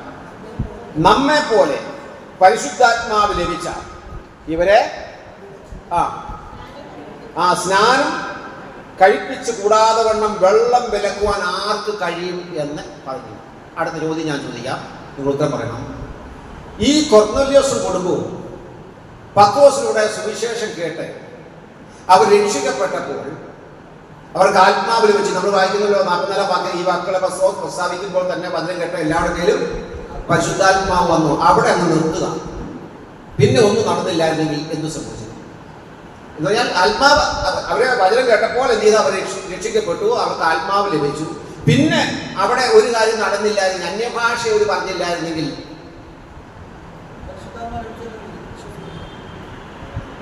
പരിശുദ്ധാത്മാവ് ഇവർക്ക് ലഭിച്ചു. അതായത് കൊർന്നല്യോസിനെ, പുറജാതിക്കാരായ ഈ കൊർന്നല്യോസും കൂട്ടരും അവർ രക്ഷിക്കപ്പെട്ടപ്പോൾ അവർക്ക് പരിശുദ്ധാത്മാവ് ലഭിച്ചു എന്ന് ആരും വിശ്വസിക്കില്ല. യഹൂദന്മാർ വിശ്വസിക്കില്ല. യഹൂദന്മാർ ഈ പത്രോസിനോട് കൂടെ വന്ന പരിച്ഛേദനക്കാരായ ആൾക്കാർ. പരിച്ഛേദനക്കാരെന്ന് പറഞ്ഞാൽ രണ്ടു കൂട്ടർ, അഗ്രചർമ്മികൾ എന്നാണ് ജാതികളെ വിളിക്കുന്നത്. ഈ കൊർന്നല്യോസ് അഗ്രചർമ്മിയാണ്. അഗ്രചർമ്മി. കാരണം അവർക്ക് ഏറ്റവും വിഷമമുള്ള കാര്യം ശൗല് പറഞ്ഞല്ലോ, ദാസനോട് പറഞ്ഞില്ലേ, നിന്റെ വാളുകൊണ്ട് എന്നെ അങ്ങ് കൊല്ലേ, കാരണം ഞാൻ ആരാൽ മരിക്കാൻ പാടില്ല, ഒരു അഗ്രചർമ്മിയാണ്. കാരണം ഒരു അഗ്രചർമ്മിയിലൂടെ കൊല്ലപ്പെടുക എന്ന് പറയുന്നത് അത്ര ഹീനമായ കാര്യം യഹൂദന് ഉൾക്കൊള്ളാൻ പറ്റില്ല. മരിക്കുകയാണെങ്കിലും ആടെ കൈയാൽ മരിക്കണം, യഹൂദന്റെ കൈയാൽ മരിക്കണം. അതാണ് ശൗലിന്റെ. ഇത് ഞാൻ അത്രമാത്രം ജാതീയത അവർക്കുണ്ട്. കാരണം ജാതികളോടെ യഹൂദനുള്ള ആ വിദ്വേഷമാണ് നമുക്ക് കാണാൻ സാധിക്കുന്നത്. ഇവർ അന്യഭാഷ പറഞ്ഞില്ലായിരുന്നെങ്കിൽ ഇവരെ സ്നാനപ്പെടുത്തില്ലായിരുന്നു. ഇതെന്റെ അഭിപ്രായമല്ല, വചനം പറയുന്നു. നോക്കിയേ, 47-ാമത്തെ വാക്യം. നമ്മെ പോലെ പരിശുദ്ധാത്മാവ് ലഭിച്ച ഇവരെ സ്നാനം കഴിപ്പിച്ചുകൂടാതെ വന്നു വെള്ളം വിലക്കുവാൻ ആർക്ക്? മനസ്സിലായോ? അപ്പൊ എന്തിനാ അന്യഭാഷ പറഞ്ഞത്? പറഞ്ഞു, സ്നാനപ്പെടാനില്ല, സ്നാനപ്പെടുത്താൻ. ഇവരെ സ്നാനപ്പെടുത്തണമെങ്കിൽ ഇവരെ സഭയായിട്ട് അംഗീകരിക്കണമെങ്കിൽ, ഇവരെ ക്രിസ്ത്യാനികളായി ഈ കൊർന്നല്യോസിനെയും കുടുംബക്കാരെ അംഗീകരിക്കണമെങ്കിൽ ഇവരെന്ത് ചെയ്യണം? അന്യഭാഷ പറയണം. അങ്ങനെയാണെങ്കിൽ ഇന്നും അന്യഭാഷ പറയണമെന്നാണോ? കാരണം ഇവര് തമ്മിലുള്ള വ്യത്യാസം മനസ്സിലാക്കണം. ഈ ബൈബിൾ പഠിക്കേണ്ടതെന്ന് വെച്ചാൽ പശ്ചാത്തലം മനസ്സിലാക്കണം. ഈ സന്ദർഭത്തിൽ നടത്തിയെടുത്ത് മാറ്റുക. ഇതാ പലരും ചെയ്യുന്നത്. ദൈവമില്ലെന്ന് ബൈബിളെ കൊണ്ട് ബൈബിളിൽ തെളിയിക്കാൻ പറ്റും. ദൈവമില്ല എന്ന് ബൈബിളിൽ നിന്ന് നമുക്ക് തെളിയിക്കാൻ പറ്റും. പറ്റില്ലേ? ഉണ്ട്. ദൈവമില്ല എന്ന് മൂടൻ തന്റെ ഹൃദയത്തിൽ പറയുന്നുവെന്ന്. ശരിയല്ലേ? അപ്പൊ നമ്മൾ വേദപുസ്തകം വ്യാഖ്യാനിക്കുമ്പോൾ ആ പശ്ചാത്തലം മനസ്സിലാക്കണം. അവസാനത്തോടെ സഹിച്ചു നിൽക്കുന്നവൻ രക്ഷിക്കപ്പെടും. അപ്പൊ എല്ലാവരും ഒന്നും രക്ഷിക്കപ്പെടില്ല. അവസാനം വരെ കഷ്ടതയും ത്യാഗവും രോഗവും ബുദ്ധിമുട്ടും ഒക്കെ സഹിച്ചു നിന്നാൽ എന്ത് ചെയ്യാം? രക്ഷിക്കപ്പെടും. ഇല്ലേ? ബാക്കിയുണ്ടോ? മത്തായിയുടെ സുവിശേഷം 24-ാം അധ്യായം കർത്താവ് ആ 3 ചോദ്യത്തിന് ശിഷ്യന്മാരുടെ ചോദ്യത്തിന് ഉത്തരവായിട്ട് പറഞ്ഞ അവസാനം പറഞ്ഞ് ജാതിയോടെ രാജ്യത്തോടെ എഴുതും ക്ഷാമം പോകുമ്പോൾ ഉണ്ടായി. എന്നിട്ട് അവസാനം പറയുക, കർത്താവ് പറയാ അവസാനത്തോടെ സഹിച്ചു നിൽക്കുന്നവൻ. അപ്പൊ അങ്ങനെയാണെങ്കിൽ നമ്മളൊക്കെ രക്ഷ പൂർണ്ണമാണെന്നോ രക്ഷ ഭദ്രമാണെന്നോ ഒന്നും പറയാൻ പറ്റില്ല. അവസാനം വരെ ആണോ? അല്ല. അവിടെ പറയുന്നത് ഈ രക്ഷയല്ല, മഹാപീഡനകാലത്തെ, അതിൽ ഭാവിയിൽ സംഭവിക്കാൻ പോകുന്ന പീഡനകാലത്തെ ഉപദ്രവം. ഒരുപാട് ദിവസം 13-ാം അധ്യായത്തിൽ നമ്മൾ വായിക്കുന്നുണ്ട്. മൃഗത്തിന്റെ സംഖ്യ, അതുപോലെ അവന്റെ പ്രതിമയെ നമസ്കരിക്കുക. അത് ചെയ്യാത്തവർക്ക് വിൽക്കാനോ വാങ്ങാനോ സാധിക്കുകയില്ല. അപ്പൊ മഹാപീഡനകാലത്തെ അന്ന് നമ്മളിവിടെ ഇല്ല. സഭ എടുക്കപ്പെട്ടു. ഈ ഭൂമിയിലെ മഹാപീഡനകാലത്തെ ഈ എതിർക്രിസ്തുവിന്റെ ഈ ആജ്ഞകൾ, ഈ മുദ്ര ഏൽക്കണം. പക്ഷെ അവിടെ പറയുന്നുണ്ട്, ഈ മുദ്ര ആരാ, അല്ലെങ്കിൽ ഈ ബിംബത്തെ എതിർക്രിസ്തുവിന്റെ പ്രതിമയെ നമസ്കരിക്കുന്ന ആരാന്ന് പറഞ്ഞിട്ടുണ്ട്? ജീവപുസ്തകത്തിൽ പേരെഴുതി കാണാത്ത ഏവരും അതിനെ നമസ്കരിക്കും. അപ്പൊ നമസ്കരിക്കാതിരിക്കാൻ പറ്റുമോ? നമസ്കരിച്ചില്ലെങ്കിൽ എന്ത് ചെയ്യും? ഉപദ്രവം ഉണ്ടാകും. നമ്മളെ 6-ാം അധ്യായം, ഒരുപാട് ദിവസം 6-ാം അധ്യായത്തിലേക്ക് ചെല്ലുമ്പോൾ യാഗപീഠത്തിന്റെ കീഴിലുള്ള ആത്മാക്കളെ കുറിച്ച് വായിക്കുന്നുണ്ട്. അവിടെ വായിക്കുന്ന ദൈവവചനം നിമിത്തവും ക്രിസ്തുവിന്റെ സാക്ഷ്യം നിമിത്തവും തല ഛേദിക്കപ്പെട്ട ആത്മാവ്, അവരെ പീഡനകാല രക്തസാക്ഷികൾ. അവർ രക്തസാക്ഷികളായത് അവസാനം വരെയും അവരുടെ ജീവൻ പോകുന്നവരെയും എന്ത് ചെയ്തു? അവർ ക്രിസ്തുവിന്റെ സാക്ഷ്യത്തിന് വേണ്ടി നിലകൊണ്ടു. ഇതാണ് മത്തായിയുടെ സുവിശേഷം 24-ാം അധ്യായത്തിൽ കർത്താവ് അവസാനത്തോളം സഹിച്ചു നിൽക്കുന്നവൻ രക്ഷിക്കപ്പെടുമെന്നും. അല്ലാതെ ഈ രക്ഷയല്ല, ആത്മരക്ഷയെക്കുറിച്ചല്ല. അത് മഹാപീഡന കാലഘട്ടത്തിൽ ഉള്ള ആ രക്ഷയോടുള്ള ബന്ധത്തിൽ ആണ് പറഞ്ഞിട്ടുള്ളത്. ഞാൻ പറഞ്ഞത് വേദപുസ്തകം വ്യാഖ്യാനിക്കുമ്പോൾ അതിന്റെ പശ്ചാത്തലം മനസ്സിലാക്കി വേണം നമ്മൾ പറയുന്നത്. അപ്പൊ ഇവിടെ ഈ കൊർന്നല്യോസിന്റെ വീട്ടുകാർ അന്യഭാഷ പറഞ്ഞത് ആത്മാവ് ലഭിക്കുമ്പോൾ അന്യഭാഷ അടയാളമായി പറഞ്ഞതല്ല. അങ്ങനെയാണെങ്കിൽ ഇവിടെ ആത്മാവ് ലഭിച്ച അവിടെ എല്ലാം എന്ത് ചെയ്യണമെന്നു? അന്യഭാഷ പറയണമായിരുന്നു.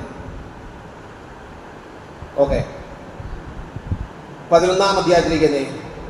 11-ാം അധ്യായം ജാതികളും അവരെ എന്ത് ചെയ്തു? അവസാനം അവിടെ പത്രോസ് സ്നാനപ്പെടുത്തി. ജാതികളും ദൈവത്തിനെ കൈക്കൊണ്ടുവന്ന അപ്പോസ്തലന്മാരെ യഹൂദരുടെ സഹോദരന്മാരെ കേട്ടു. പത്രോസ് യെരൂശലേമിൽ എത്തിയപ്പോൾ പരിശുദ്ധനക്കാർ അവനോട് വാദിച്ചു. നീ അഗ്രചർമ്മികളുടെ കൈ അടുക്കൽ ചെന്ന് അവരുടെ കൂടെ ഭക്ഷിച്ചു. ഈ ഭാഗമൊക്കെ നിങ്ങൾ വിശദമായി വായിക്കാം. യെരൂശലേം മൂപ്പന്മാർ ഈ പത്രോസ് യെരൂശലേമിൽ ചെന്നപ്പോൾ എന്ത് ചെയ്തു? പത്രോസിനെ വല്ലാതെ വിമർശിക്കുക. എന്താ വിമർശിച്ചത്? ഈ തീണ്ടലുള്ള ആൾക്കാരുടെ അടുത്ത്, നമുക്ക് തീണ്ടലൊക്കെ ഉള്ള അവിടെ അടുത്ത് എന്ത് ചെയ്തു? അടുക്കൽ പോയി ഭക്ഷിച്ചു. അവരോട് എന്ത് ചെയ്തു? പാനം ചെയ്തിരുന്നു. അപ്പോൾ ഉടനെ എന്ത് ചെയ്തു? പത്രോസ് ഈ സംഭവം എല്ലാം പറഞ്ഞു. എന്നിട്ട്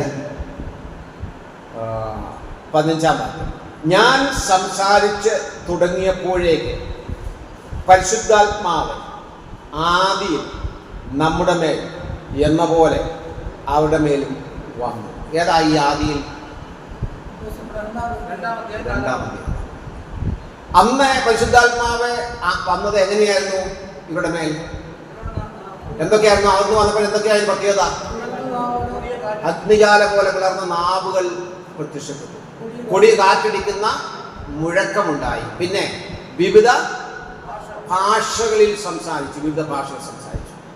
ഇതിലേത് ഈ ഇവിടെ കൊടി കാറ്റടിക്കുന്ന മുഴക്കം കൊർന്നല്യോസിന് വീട്ടിലുണ്ടായോ?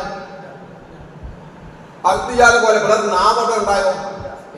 അന്യഭാഷ ഉണ്ടായി. അപ്പൊ ഈ അന്യഭാഷകൾ ഇവിടെ ഈ പത്രോസ് പറയുക, ആദ്യം നമ്മുടെ മേൽ എന്ന പോലെ പരിശുദ്ധാത്മാവ് എന്ത് ചെയ്തു? അവിടെ മേലും വന്നു. അപ്പൊ ആദിയിൽ എന്ന് പറയുമ്പോഴേ ഇത് ഏകദേശം 8 വർഷം കഴിഞ്ഞു. പെന്തക്കോസ്ത് നാൾ എന്ന് പറയുന്നത് ഏകദേശം 32 AD 32 പെന്തക്കോസ്ത് നാൾ എന്ന് ഒരു ഏപ്രിൽ മാസം. അപ്പൊ ഈ പെന്തക്കോസ്ത് നാളെ ഏപ്രിലല്ല, മെയ് മാസം. കാരണം ഏപ്രിൽ 2-ാം തീയതിയാണ് യേശുക്രിസ്തു ക്രൂശിക്കപ്പെടുന്നത്. പിന്നെ കർത്താവിൻ്റെ പുനരുദ്ധാനത്തിന് ശേഷം 50 ദിവസം കഴിഞ്ഞാണ് എന്തായാലും കർത്താവിൻ്റെ ക്രൂശിക്കപ്പെടുന്നതിന് ശേഷം 50 ദിവസം കഴിഞ്ഞാണ് പെന്തക്കോസ്ത് നാൾ. പെസഹയ്ക്ക് ശേഷം 50-ാം ദിവസമാണ് പെന്തക്കോസ്ത് നാൾ. അപ്പൊ അതുകൊണ്ട് ഏകദേശം ഒരു മെയ് മാസം, ഏത് മാസം ആയിക്കോട്ടെ, ഓക്കെ. അപ്പൊ അന്ന് ആദ്യമായി പെന്തക്കോസ്ത് നാളിൽ അന്യഭാഷാ ഭാഷണത്തോടെ അടയാളത്തോടെ അവർക്ക് ആത്മാവ് ലഭിച്ചു ശിഷ്യന്മാർ. അതിനുശേഷം ഇവർക്ക് ഈ അടയാളത്തോടെ ആത്മാവ് ലഭിച്ച സംഭവം എവിടെയാണ്? ഏത് അധ്യായത്തിലാണ്? കൈസരിയിലാണ്, കൊർന്നല്യോസിന്റെ ഭവനത്തിലാണ്, 10-ാമത്തെ അധ്യായം. അതിനിടയ്ക്ക്, അതായത് ഈ 2-ാം അധ്യായത്തിനും 10-ാം അധ്യായത്തിനും ഇടയിൽ ആരെങ്കിലും വിശ്വസിച്ചോ, രക്ഷിക്കപ്പെട്ടോ, ആർക്കെങ്കിലും ആത്മാവ് ലഭിച്ചോ? രക്ഷിക്കപ്പെട്ടോ? എത്ര ആൾക്കാർ നമ്മൾ വായിക്കുന്നത്? 5000 പേരെ, ഒരു 4000 പേരുടെ കാര്യം വായിക്കുന്നു. മേൽക്കമേൽ അനവധി പുരുഷന്മാരും സ്ത്രീകളും അവരോട് ചേർന്ന് വന്ന് വായിക്കുന്നു. പക്ഷെ ഇവിടെ പത്രോസ് പറയുന്നത് എന്താ? ഞാൻ സംസാരിച്ച് 15-ാം വാക്യം, 11:15, ഞാൻ സംസാരിച്ചു തുടങ്ങിയപ്പോഴേക്ക് പരിശുദ്ധാത്മാവ് ആദിയിൽ നമ്മുടെ മേൽ എന്ന പോലെ. ആദിയിൽ വന്നത് എങ്ങനെയാണ്? അടയാളങ്ങളോടുകൂടി. അതേ അടയാളങ്ങളോടെ എവിടെയും വന്നു, ഇവിടെയും വന്നു, ആദിയിൽ. അപ്പൊ ഇത് എല്ലാം രക്ഷിക്കപ്പെടുന്ന അതേ സമയത്തെ ആത്മാവ് ലഭിക്കുമ്പോൾ അന്യഭാഷ പറയുമായിരുന്നു എങ്കിൽ, അതായത് രക്ഷിക്കപ്പെടുമ്പോൾ ആത്മാവ് ലഭിക്കുന്നു, ആത്മാവ് ലഭിക്കുമ്പോൾ അന്യഭാഷ പറയുന്നു, അങ്ങനെ ആയിരുന്നു എങ്കിൽ ഈ 15-ാമത്തെ വാക്യത്തിലെ പ്രസ്താവന അനുയോജ്യമായ പ്രസ്താവനയല്ല. എന്താ കാരണം? അല്ല, ആദിയിൽ എന്ന പോലെ. ആദി എന്ന് പറഞ്ഞാൽ, കാരണം ഇങ്ങനെ ഒരു സംഭവം കൊർന്നല്യോസിന്റെ വീട്ടിൽ ഉണ്ടാകുന്നതിന് മുൻപ്, അതായത് രക്ഷിക്കപ്പെടുമ്പോൾ ആത്മാവ് ലഭിക്കുന്നു, ആത്മാവ് ലഭിച്ചപ്പോൾ അന്യഭാഷ പറഞ്ഞ, അല്ലെങ്കിൽ ആത്മാവിനെ ലഭിച്ചപ്പോൾ അന്യഭാഷ അടയാളത്തോടെ പറഞ്ഞ ഒരു സംഭവം ഈ കൊർന്നല്യോസിന്റെ വീട്ടിൽ നടന്നതിന് മുൻപ് നടന്ന ഏക സംഭവം എവിടെയാണ്? അപ്പോസ്തലപ്രവൃത്തി 2-ാം അധ്യായം. അതുകൊണ്ടാണ് ആദിയിൽ എന്ന പോലെ. ഇപ്പം എത്രയാ, എനിക്ക് ഓർമ്മയില്ല, നമ്മുടെ ആൾക്കാരൊക്കെ പറയുന്ന ഇതുണ്ടായിരുന്നു. ഇവിടെ എത്ര 98 വെള്ളപ്പൊക്കം അല്ലേ? ഇങ്ങനെ പറയാമല്ലോ, ഒരു 98 നമ്മുടെ ആ കാരണന്മാരൊക്കെ പറഞ്ഞിട്ടുണ്ട് ഇത്ര വർഷം ഉണ്ടായ വെള്ളപ്പൊക്കം പോലെ എന്ന് പറഞ്ഞാൽ. അതുപോലെ ഒരു വെള്ളപ്പൊക്കം, അതിനുശേഷം ഒരു വെള്ളപ്പൊക്കം വന്നത് നമ്മുടെ കഴിഞ്ഞ എന്ന് പറഞ്ഞാൽ അത്രയും വലിയൊരു വെള്ളപ്പൊക്കം ഇതിനു മുമ്പേ. അപ്പൊ ഇതേ നിലയിൽ എന്ന് പറഞ്ഞാൽ ആത്മാവ് വന്നപ്പോൾ അന്യഭാഷയോ അടയാളത്തോടെ, അല്ലെങ്കിൽ ആത്മാവ് വന്നപ്പോൾ അന്യഭാഷ പറഞ്ഞ ഇതിനു മുൻപേ കൈസരിയിൽ നടന്ന സംഭവം പോലെ മറ്റൊരു സംഭവം എന്ന് പറയുന്നത് എവിടെ മാത്രമാണ്? യെരുശലേമിൽ അപ്പോസ്തലപ്രവൃത്തി 2-ാമത്തെ അധ്യായത്തിൽ മാത്രം. അപ്പൊ അല്ലാതെ ആത്മാവ് ലഭിക്കുമ്പോൾ എല്ലാവരും അന്യഭാഷയിൽ സംസാരിക്കില്ല. അത് തന്നെയല്ല, മറ്റൊരു വാക്യം കൂടെ, ഒരു വാക്യമല്ല, നമ്മൾ കഴിഞ്ഞ ക്ലാസ്സിൽ ഓർത്തതാണ്. 1 കൊരിന്ത്യർ 12-ാം അധ്യായത്തിന്റെ 30-ാമത്തെ വാക്യത്തിൽ നമ്മൾ വായിച്ചു. 29-30 വാക്യം അത് വായിച്ചായിരുന്നു. എല്ലാവരും അപ്പോസ്തലന്മാരോ, എല്ലാവരും പ്രവാചകന്മാരോ, എല്ലാവരും ഉപദേശകന്മാരോ, എല്ലാവരും രോഗശാന്തികളുള്ളവരോ, പിന്നെ എല്ലാവരും അന്യഭാഷകൾ സംസാരിക്കുന്നുവോ, എല്ലാവരും വ്യാഖ്യാനിക്കുന്നുവോ എന്നിവ. ആ 7 ചോദ്യത്തിന്റെ ഉത്തരം എല്ലാവർക്കും എന്തില്ല? അന്യഭാഷ. പക്ഷേ എല്ലാവർക്കും എന്തുണ്ട്? പരിശുദ്ധാത്മാവുണ്ട്. പരിശുദ്ധാത്മാവില്ലെങ്കിൽ വിശ്വാസിയേ അല്ല. എവിടെയാ പറയുന്നത്? റോമർ 8:9 വാക്യം. നാം ദൈവത്തിന്റെ മക്കളെന്ന ആത്മാവ് താനും നമ്മുടെ ആത്മാവോടെ സാക്ഷ്യം പറയും.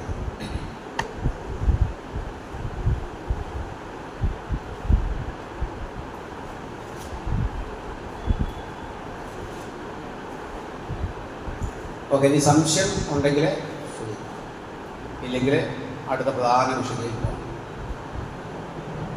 ഞാൻ ഒരു കാര്യം അടിസ്ഥാനമായി ഓർപ്പിക്കുന്നത്, ഈ ചരിത്ര സംഭവങ്ങൾ, ബൈബിളിലെ പല പുസ്തകങ്ങൾ ചരിത്രമുണ്ട്. സുവിശേഷ ചരിത്രമാണ്, അതുപോലെ പ്രവർത്തന പുസ്തക ചരിത്രമാണ്. ഈ ചരിത്ര സംഭവങ്ങളുടെ അടിസ്ഥാനത്തിൽ ഒരിക്കലും നമ്മൾക്ക് ഒരു ഉപദേശം സ്വീകരിക്കാൻ പാടില്ല. അതിനെല്ലാം നമ്മൾ ഈ 4 അധ്യായത്തിലും അല്ലെങ്കിൽ 4 സ്ഥലത്തെ സംഭവം തമ്മിൽ എന്തില്ല, ഒരു ഐക്യതയില്ല, ഐക്യരൂപമില്ല എന്നുള്ള കാര്യം നമ്മൾ ചിന്തിക്കും. ഇതത് 4 ഭാഗവും ഈ 4 അധ്യായത്തിലെ സംഭവവും ആത്മപ്രാപണത്തിൻ്റെ അടിസ്ഥാനമായി നമുക്ക് സ്വീകരിക്കാൻ പറ്റുമോ പറ്റില്ലയോ? പറ്റത്തില്ല. കാരണം 4നും വ്യത്യസ്തതയാണ്. ഇനി മറ്റൊരു കാര്യം ഞാൻ ഓർമ്മിക്കാം. ഈ കൈസരിയിൽ കൊർന്നല്യോസ്, അതായത് ദൂതൻ പ്രത്യക്ഷപ്പെട്ട് പറഞ്ഞു യോപ്പയിലേക്ക് അളയച്ച് എന്ത് ചെയ്യാം, തോൽക്കൊല്ലനായ ശീമോന്റെ വീട്ടില് പത്രോസ് എന്ന മറുപേരുള്ള ശീമോനുണ്ട്, അവരെ വിളിക്കാൻ നോക്കും. നീ നിന്റെ കുടുംബം രക്ഷിക്കപ്പെടുവാൻ വേണ്ടി വചനം അവർ നൽകുന്നു. അങ്ങനെ പത്രോസ് ഈ കൊർന്നല്യോസിന്റെ ദൂതന്മാരെ പത്രോസിന്റെ വീട്ടിലെ, അതായത് പത്രോസ് താമസിക്കുന്ന യോപ്പയിലെ ഈ തോൽക്കല്ലിന്റെ വീട്ടിൽ ചെന്നപ്പോൾ, അവിടെ ചെന്നപ്പോഴേ ഞങ്ങൾ വന്നത് കൈസരിയിൽ നിന്ന് വന്ന ഞങ്ങളുടെ യജമാനൻ കൊർന്നല്യോസ് ദൈവഭക്തനാണ്. അദ്ദേഹവും നീ നിന്റെ കുടുംബവും രക്ഷപ്രാപിക്കാനുള്ള സുവിശേഷം പത്രോസ് പറയും, അതുകൊണ്ട് നിന്നെ വിളിക്കാൻ വേണ്ടിയാണ് ഞങ്ങൾ വന്നെന്നും ഈ ശിഷ്യന്മാർ, ഈ കൊർന്നല്യോസ് അയച്ച ദൂതന്മാർ പറഞ്ഞിരുന്നെങ്കിൽ പത്രോസ് അവരോട് പോവാൻ. ചോദ്യം മനസ്സിലായില്ല? കൊർന്നല്യോസെ ഒരു ദർശനം കണ്ടല്ലോ അല്ലേ? നിന്റെ പ്രാർത്ഥനയും നിന്റെ ദാനധർമ്മവും ഒക്കെ ഇവിടെ എത്തി, ദൈവസ്ഥലെത്തി. എന്നിട്ട് പറഞ്ഞു നീ നിന്റെ കുടുംബവും രക്ഷപ്രാപിക്കാനുള്ള സുവിശേഷം അറിയിക്കാൻ വേണ്ടി പത്രോസ് എന്ന ആളെ അവിടെ ഉണ്ട്, യോപ്പയിലുണ്ട്, അവരിവിടെയാണ് പാർക്കുന്നത്. നീ അവിടേക്ക് എൻ്റെ ആളെ അയക്കണം. അവർ ചെന്നു. ഈ കൊർന്നല്യോസിൻ്റെ ആൾക്കാർ പത്രോസ് താമസിക്കുന്ന വീട്ടിൽ ചെന്നപ്പോൾ പത്രോസ് അവിടെ ഉണ്ടായി. പത്രോസ് ശരി, നമ്മുടെ ഭാഷ പറഞ്ഞാൽ ബൈബിളൊക്കെ എടുത്ത് ട്രാക്റ്റൊക്കെ എടുത്ത് പ്രാർത്ഥിച്ച് കർത്താവെ വചനം നൽകണമെന്ന് ഞങ്ങൾക്ക് പോകാൻ പോകുന്നില്ല. ശരി, ഇന്ന് അങ്ങനെ ഒരു സാഹചര്യമുണ്ട്. ഇവിടെ നമ്മളാരും സ്നേഹിക്കാത്ത അല്ലെങ്കിൽ നമ്മൾ ഇഷ്ടപ്പെടാത്ത സ്നേഹിക്കാത്ത ഒരു വിഭാഗം ഇവിടെ നമ്മുടെ ഇന്ത്യയിലെ കേരളത്തിലൊക്കെ വളരെ കുറവാണ്. ഒരു കാലഘട്ടത്തിലുണ്ടായിരുന്നു. അവിടെ ഇടയിലേക്ക് ഞങ്ങളുടെ ഇപ്പം തീണ്ടലും തൊഴിലൊക്കെ ഉണ്ടായിരുന്ന ഒരു കാലഘട്ടമുണ്ട്. അങ്ങനെ ഒരു സാഹചര്യത്തിൽ നമുക്ക് യാതൊരു ബന്ധവും അവരുമായിട്ടില്ല. നമ്മുടെ ചിന്ത മുഴുവൻ എന്താ? നമുക്ക് മാത്രമാണ് രക്ഷ, നമുക്കാണ് ആത്മാവുള്ളത്, നമുക്ക് മാത്രമേ ഇതുള്ളൂ, നിത്യജീവനുള്ളൂ, ദൈവം നമ്മുടേതാണ്, അവരൊക്കെ പോക്ക് അവരെല്ലാം നരകത്തിലേക്ക് പോകുന്നില്ല. അങ്ങനെ ഒരു സമൂഹത്തിൽ നിന്ന് ഒരാൾ വന്നാൽ നമ്മളോട് സുവിശേഷം പറയണമെന്ന് പറഞ്ഞാൽ ഇന്ന് നമ്മൾ പോകണം. എന്താ കാരണം? നമുക്കങ്ങനെ ചിന്തയില്ല. കാരണം എല്ലാവർക്കും യഹൂദനായിരുന്നാലും യവനനായിരുന്നാലും ബ്രാഹ്മണനായിരുന്നാലും ക്ഷത്രിയനായിരുന്നാലും വൈശ്യനായിരുന്നാലും ശൂദ്രനായിരുന്നാലും ദളിതനായിരുന്നാലും ഞാൻ കഴിഞ്ഞ ആഴ്ച പറഞ്ഞ മാസൂത്രിയായിരുന്നാലും ഭൂസൂത്രിയായിരുന്നാലും എല്ലാവർക്കും രക്ഷ ആവശ്യമാണ്. എല്ലാവർക്കും ദൈവം ഏക രക്ഷിതാവാണ് നമുക്കറിയാം. എങ്ങനെ നമുക്കറിയാവുന്നത്? തിരുവചനം നമുക്ക് ലഭിച്ചു. ഒരു വ്യത്യാസത്തിൽ എല്ലാവർക്കും ഈ രക്ഷ സൗജന്യമാണ്. സകല കർത്താവ് പറഞ്ഞ വാക്യത, എല്ലാവർക്കും രക്ഷ സൗജന്യമാണ്. ഇതെല്ലാവർക്കും ഉള്ളത് രക്ഷ. പക്ഷെ ഇവർക്ക് അറിയാമോ? അന്ന് വചനമില്ല. അതുകൊണ്ടാണ് അവിടെ കൊർന്നല്യോസ് അവിടെ ദർശനം കാണുമ്പോൾ തന്നെ യോപ്പയിൽ പത്രോസും എന്ത് കണ്ടുകൊണ്ടിരിക്കുക? ദർശനം കാണുക. എന്താ ദർശനം കണ്ടത്? കൊർന്നല്യോസ് കണ്ട ദൂതൻ പ്രത്യക്ഷപ്പെടുക. പക്ഷേ ഇവിടെ ദൂതൻ പറയുകയല്ല പത്രോസിനോട്, ഒരു തുപ്പട്ടി ഇറങ്ങി വരിക. എന്തൊക്കെ ഉണ്ട്? തവളയുണ്ട്, ഓന്നുണ്ട്, പടിഞ്ഞാറുണ്ട്, അട്ടയുണ്ട്, പുഴുവുണ്ട്, പിന്നെ അണലിയുണ്ട്, രാജവമ്പാലയുണ്ട്. എന്ന് പറയുകയാണ് അറുത്ത് തിന്നുക. ഉടനെ പത്രോസ് പറയാം, കർത്താവേ അശുദ്ധവും മലിനമായതൊന്നും എഴുതിയില്ല. അപ്പം പറയാ ദൈവം ശുദ്ധീകരിച്ചിനെ. അപ്പൊ ഇതെന്തായിരിക്കും എന്ന് ചിന്തിച്ചുകൊണ്ടിരിക്കുമ്പോഴാണ് അപ്പൊ മനസ്സിലാകും ഇന്ന് അങ്ങനെ ഒരു ദർശനം ആവശ്യമില്ല. എന്താ കാരണം?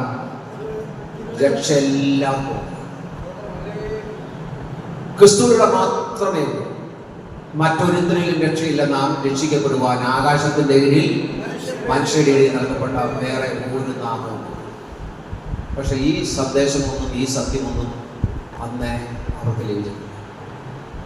അതുകൊണ്ടാണ് ഞാൻ നേരത്തെ വായിച്ചപ്പോൾ പൗലോസ് പറഞ്ഞ വാക്ക് എബ്രായർ 2-ാം അധ്യായത്തിൽ ഈ രക്ഷയെ ഉറപ്പിക്കുവാൻ വേണ്ടിയാണ് ഈ അടയാളങ്ങൾ.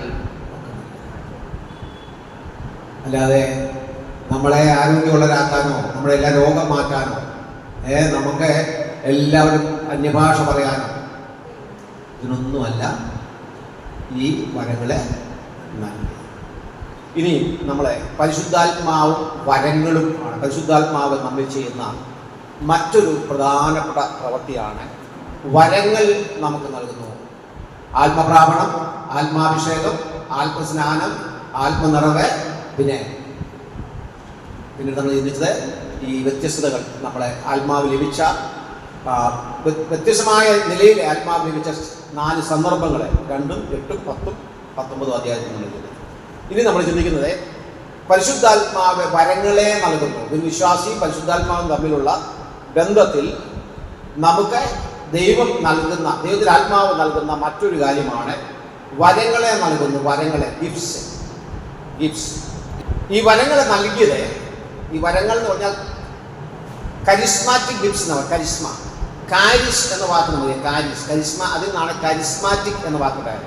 ഈ കത്തോലിക്ക കരിസ്മാറ്റിക് എന്ന് പറയാറുണ്ട്. കാരിസ് എന്ന് പറഞ്ഞാൽ കൃപ, അതായത് കൃപയാൽ നമുക്ക് ദൈവം നൽകിയ ദാനമാണ് വരങ്ങൾ എന്ന് പറയുന്നത്. നമ്മുടെ യാതൊരു യോഗ്യതയുമില്ല, നമ്മുടെ യോഗ്യതയുടെ അടിസ്ഥാനത്തില്ല.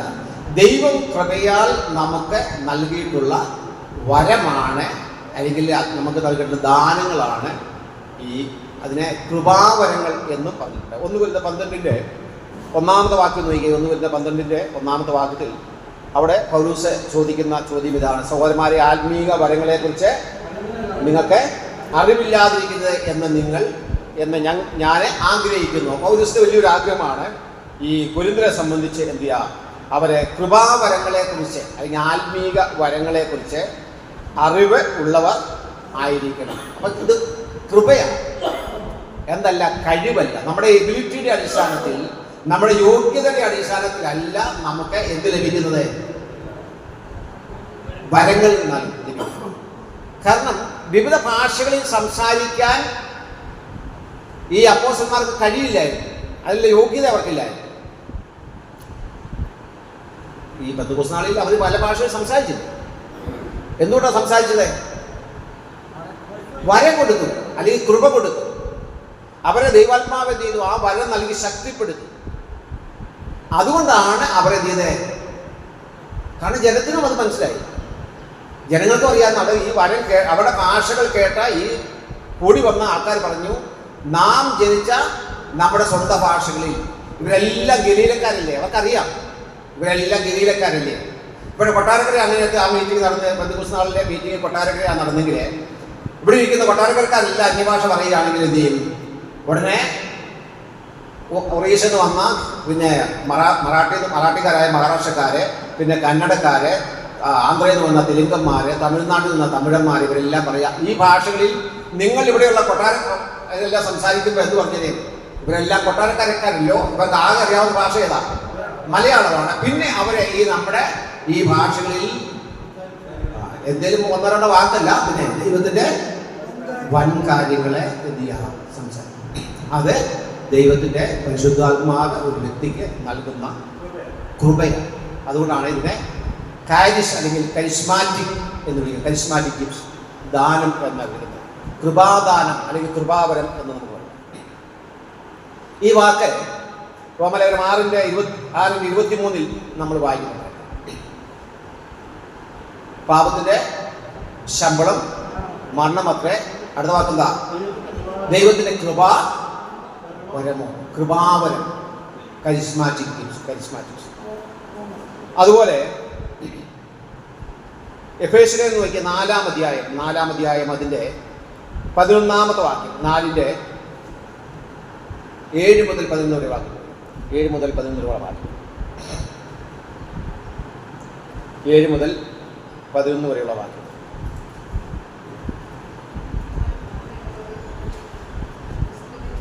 ക്രിസ്തുവിന്റെ ദാനത്തിന്റെ അളവിന് ഒത്തവണ്ണം കൃപ ലഭിച്ചിരിക്കുന്നു. ക്രിസ്തുവിന്റെ ദാനത്തിന്റെ അളവിനൊത്തവണ്ണം, നമ്മുടെ കഴിവനുസരിച്ചില്ല, ക്രിസ്തുവിന്റെ ദാനത്തിന്റെ അളവിനൊത്തവണ്ണം എന്ത് ലഭിച്ചിരിക്കുന്നു? കൃപ. കൃപ എന്ന് പറഞ്ഞാൽ എന്താ? ദാനം. പക്ഷെ എന്താ കൃപ എന്ന് പറഞ്ഞാൽ എന്താ? അനർഹമായത്, നമുക്ക് അർഹതയില്ലാത്തത്, നമ്മുടെ യോഗ്യതയുടെ അടിസ്ഥാനത്തിലല്ല, നമുക്ക് ഒരിക്കലും അർഹതപ്പെട്ടതല്ലാത്ത കാര്യം ആണ് എന്ത്? ദാനം അല്ലെങ്കിൽ കൃപ എന്ന് പറയുന്നത്. കൃപ ലഭിച്ചിരിക്കുന്നു. അതുകൊണ്ട് അവൻ, പിന്നെ അതിനുശേഷം 4:7 മുതലുള്ള വാക്യങ്ങളെ, എഫേസ്യർ 4:7 മുതലുള്ള വാക്യങ്ങളിലെ ഇങ്ങനെയാണ് വായിക്കുന്നത്. അതുകൊണ്ട് അവൻ ബദ്ധന്മാരെ പിടിച്ചുകൊണ്ട് ഉയരത്തിൽ കയറി മനുഷ്യർക്ക് ദാനങ്ങളെ കൊടുത്തു. പിന്നെ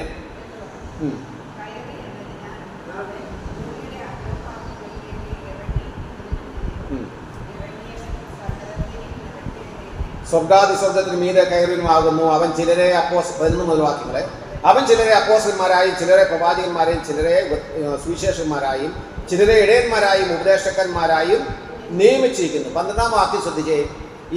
അത് നമ്മൾ പഠിക്കുന്നുണ്ട്, എങ്കിലും ഇവിടെ സന്ദർഭ ഞാൻ ഓർപ്പിക്കുകയാണ്. അത് നാം എല്ലാവരും, അതായത് ഈ വരങ്ങളെല്ലാം, ഈ കൃപാവരങ്ങളെല്ലാം നമുക്ക് നൽകിയത് എന്തിനു വേണ്ടിയാണെന്ന് ഇവിടെ പറഞ്ഞിട്ടുണ്ട്.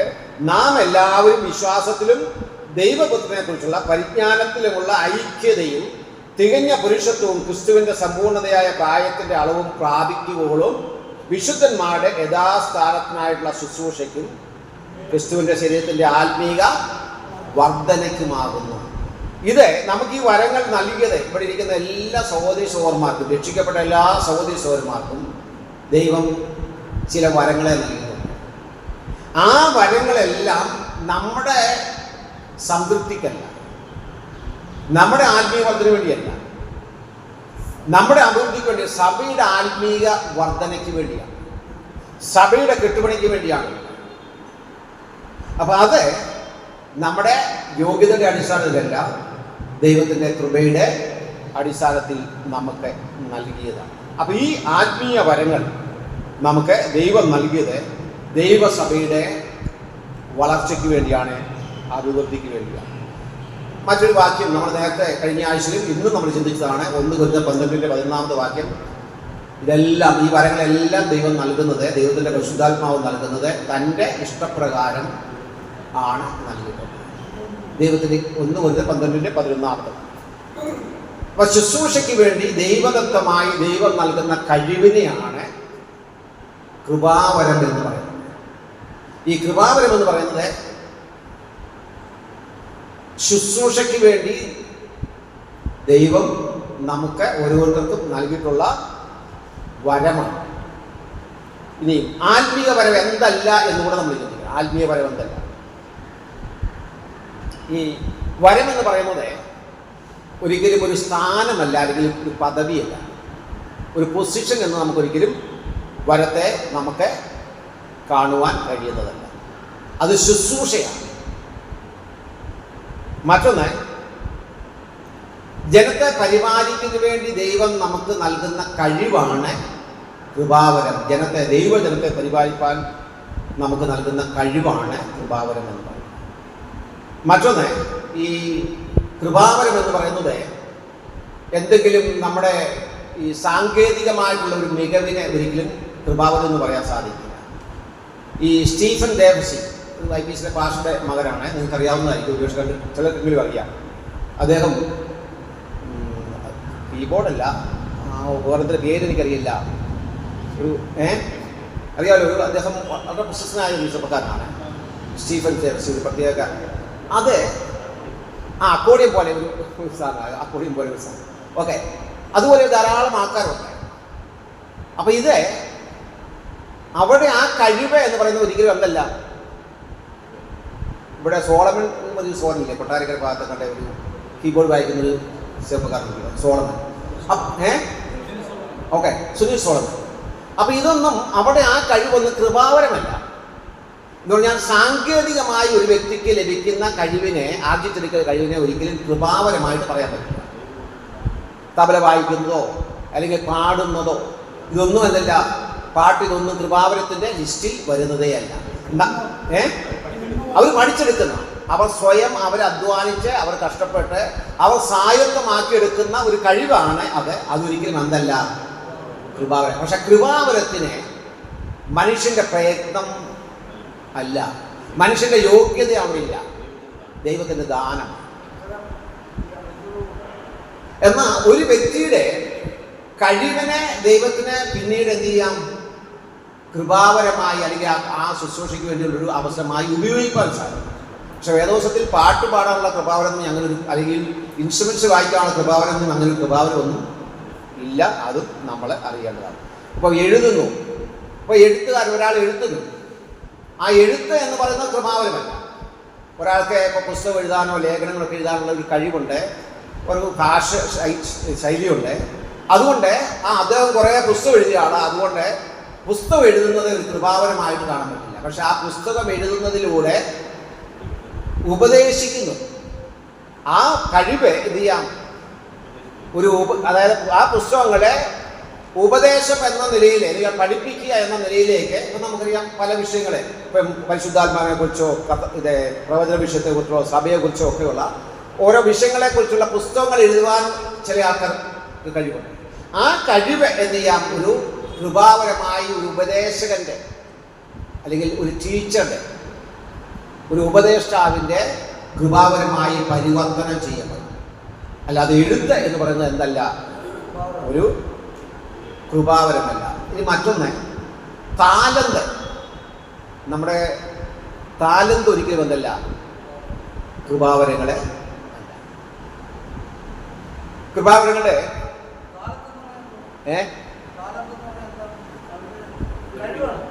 കഴിവാണ് താലന്ത്. താലന്തിന് കഴിവാണ്.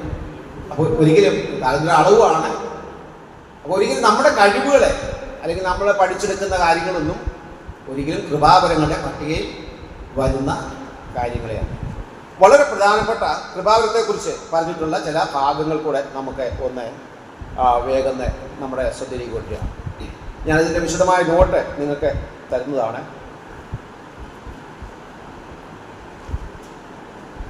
ഒന്ന് കൊരിന്ത്യരെ 12-ാം അധ്യായം അതിൻ്റെ 4 മുതലുള്ള വാക്യങ്ങളെ ഒന്ന് ശ്രദ്ധിക്കുക. എല്ലാ ഭാഗങ്ങളും എല്ലാ വാക്യങ്ങളും വിശദീകരിക്കാൻ നമുക്ക് സാധിക്കില്ല. എന്നാൽ കൃപാവരങ്ങളിൽ വ്യത്യാസമുണ്ട്. അപ്പോൾ ഒന്ന്, കൃപാവരങ്ങൾ ഓരോ വ്യക്തിക്കും ഓരോ വിശ്വാസിക്കുമുള്ള കൃപാവരങ്ങൾ വ്യത്യസ്തമാണ്. കൃപാവരങ്ങളിൽ എനിക്കുള്ള കൃപാവരമല്ല ഇവയിൽ ഇരിക്കുന്ന പത്നാവത്ത് വന്ന സഹോദരന് ഉള്ളത്. അപ്പോൾ ഓരോ വ്യക്തിക്കും വ്യത്യസ്തമായ കൃപാവരങ്ങളെ ദൈവം നൽകിയിട്ടുണ്ട്. ചില കൃപാവരങ്ങളെക്കുറിച്ച് അതിൻ്റെ 10-ാമത്തെ വാക്യം മുതൽ, 10 അതിൻ്റെ 9-ാം വാക്യം മുതൽ നമ്മൾ വായിക്കുന്നുണ്ട്. വേറൊരുത്തനെ അതേ ആത്മാവിനാൽ വിശ്വാസം, മറ്റൊരുവനെ അതേ ആത്മാവിനാൽ രോഗശാന്തികളുടെ വരം, മറ്റൊരുവനെ വീര്യപ്രവർത്തികൾ, മറ്റൊരുവനെ പ്രവചനം, മറ്റൊരുവനെ ആത്മാക്കളുടെ വിവേചനം, വേറൊരുവനെ പലവിധ ഭാഷകൾ, മറ്റൊരുവനെ ഭാഷകളുടെ വ്യാഖ്യാനം.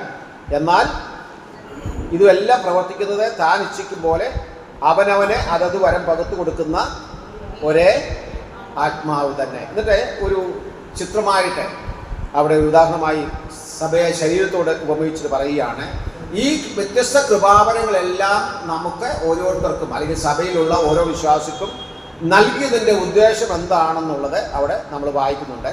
അവിടെ വായിക്കുന്നത് ഇങ്ങനെയാണ്. 12-ാം വാക്യം, ശരീരം ഒന്നും അതിന് അവയവം പലതും, ശരീരത്തിൻ്റെ അവയവം പലതായിരിക്കും, നാം എല്ലാം ഒരു ശരീരവുമായിരിക്കുന്നത് പോലെയാകുന്നു ക്രിസ്തുവും.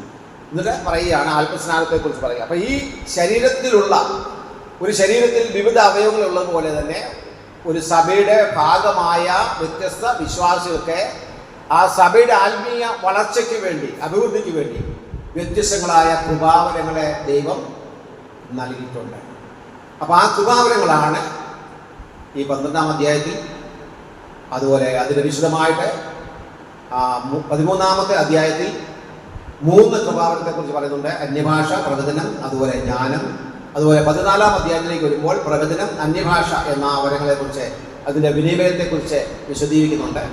അതുപോലെ പത്രോസിൻ്റെ 1-ാം ലേഖനം 4-ാം അധ്യായം അതിൻ്റെ 10-ാമത്തെ വാക്യത്തിൽ നമ്മൾ കൃപാവരത്തെക്കുറിച്ച് വായിക്കുന്നുണ്ട്. അതുപോലെ നമ്മൾ നേരത്തെ വായിച്ച എഫേസ്യ ലേഖനം 4-ാം അധ്യായത്തിൻ്റെ 9 മുതൽ 11 വരെയുള്ള വാക്യങ്ങൾ ഇവിടെയൊക്കെയാണ് ഈ കൃപാവരങ്ങളെക്കുറിച്ച് പറഞ്ഞിട്ടുള്ളത്. ഈ കൃപാവരങ്ങളിൽ തന്നെ ചില കൃപാവരങ്ങൾ അത് താൽക്കാലികമായിരുന്നു, അല്ലെങ്കിൽ അടിസ്ഥാനപരമായിട്ടുള്ള കൃപാവരങ്ങൾ, ഫൗണ്ടേഷണൽ ഗിഫ്റ്റ്സ് എന്ന് വേണേൽ തിരിക്കാം. അതുപോലെ ചില വരങ്ങളെ സംബന്ധിച്ച് അത് ഈ അത്ഭുതകരമായിട്ടുള്ള അല്ലെങ്കിൽ വീര്യപ്രവർത്തികളോടുള്ള ബന്ധത്തിലുള്ള കൃപാവരങ്ങൾ, അതുപോലെ നിലനിൽക്കുന്ന വരങ്ങൾ അല്ലെങ്കിൽ തുടരുന്ന വരങ്ങൾ, നിന്നുപോയ വരങ്ങൾ, ഇങ്ങനെ കൃപാവരങ്ങളെ വ്യത്യസ്ത നിലയിൽ വിഭജിച്ചിട്ടുള്ളത് നമുക്ക് കാണാൻ സാധിക്കും. ഈ കാലഘട്ടത്തിൽ ഏറ്റവും അധികം ഈ ന്യൂമറ്റോളജിയിൽ അല്ലെങ്കിൽ പരിശുദ്ധാത്മാവ് എന്ന വിഷയത്തിൽ ഏറ്റവും അധികം ഈ വ്യത്യസ്ത ചിന്തകൾ ഉണ്ടായിട്ടുള്ള 2 കൃപാവരങ്ങൾ, 2 അല്ല 3 കൃപാവരങ്ങൾ. ഒന്ന് അന്യഭാഷാപരമാണ്, മറ്റൊന്ന് പ്രവചനപരമാണ്, മൂന്നാമത്തെ വരം രോഗശാന്തിക്കുള്ള വരമാണ്. ഈ 3 വരങ്ങളാണ് ഏറ്റവും തർക്കത്തിന് കാരണമായിട്ടുള്ളത്, വിശ്വാസികളുടെ വിഭാഗ്യതയ്ക്ക് കാരണമായിട്ടുള്ള 3 വിഷയങ്ങളിൽ 3 കൃപാവരങ്ങൾ എന്ന് പറയുന്നത് കൃപാവരങ്ങളാണ്. ഈ 3 കൃപാവരങ്ങളാണ്. മറ്റൊന്ന് അടിസ്ഥാനപരമായിട്ടുള്ള, എന്ന് പറഞ്ഞാൽ ഫൗണ്ടേഷണൽ ഗിഫ്റ്റ്സ്, അതായത് സഭയുടെ അടിസ്ഥാനം എന്ന നിലയിലുള്ള ചില വരങ്ങളുണ്ട്. ആ വരങ്ങളെ സഭാ കാലങ്ങൾക്ക് ശേഷം തുടർന്നില്ല എന്ന് നമുക്ക് കാണാൻ സാധിക്കും. അതുപോലെ നിന്നുപോയ ചില വരങ്ങളുണ്ട്, എന്നാൽ ഇന്നും തുടരുന്ന ചില വരങ്ങളുണ്ട്. ഈ വരങ്ങളിൽ നമ്മൾ ഏറ്റവും അധികം ശ്രദ്ധിക്കേണ്ട 3 വരങ്ങൾ മാത്രമേ ഞാൻ ഈ ക്ലാസ്സിൽ ചിന്തിക്കുന്നുള്ളൂ. അതിൻ്റെ ആമുഖമായി ചില കാര്യങ്ങൾ ഇന്ന് ഓർപ്പിക്കാം. നാളെ വിശദമായിട്ട് ആ കാര്യങ്ങളെ നമുക്ക് ചിന്തിക്കാം. അതിലൊന്നാണ് ഏത്? അന്യഭാഷ വരം എന്നുള്ള ഈ അന്യഭാഷ എന്നതിന് ഉപയോഗിച്ച ഈ ഭാഷ എന്നതിന്, അന്യഭാഷ എന്നതിന് ബൈബിളിൽ 51 തവണ ഉപയോഗിച്ചിട്ടുണ്ട്. അന്യഭാഷ അല്ലെങ്കിൽ ചങ്ക് എന്ന വാക്കാണ് ചങ്ക്, CONG, ചങ്ക്, അന്യഭാഷ 51 തവണ. അതിൽ 33 തവണ ഉപയോഗിച്ചിട്ടുള്ളതും ഭാഷയോടുള്ള ബന്ധത്തിൽ, അതായത് ഈ ചങ്ക് എന്ന വാക്ക്, ചങ്ക് എന്ന് പറഞ്ഞാൽ ഗ്ലോസ എന്ന വാക്കാണ്. ഇംഗ്ലീഷിലെ ചങ്കെന്നാണെങ്കിലും അത് ഗ്രീക്ക് ഭാഷയിൽ ഗ്ലോസ എന്നാണ് ഭാഷ എന്നതിനെ.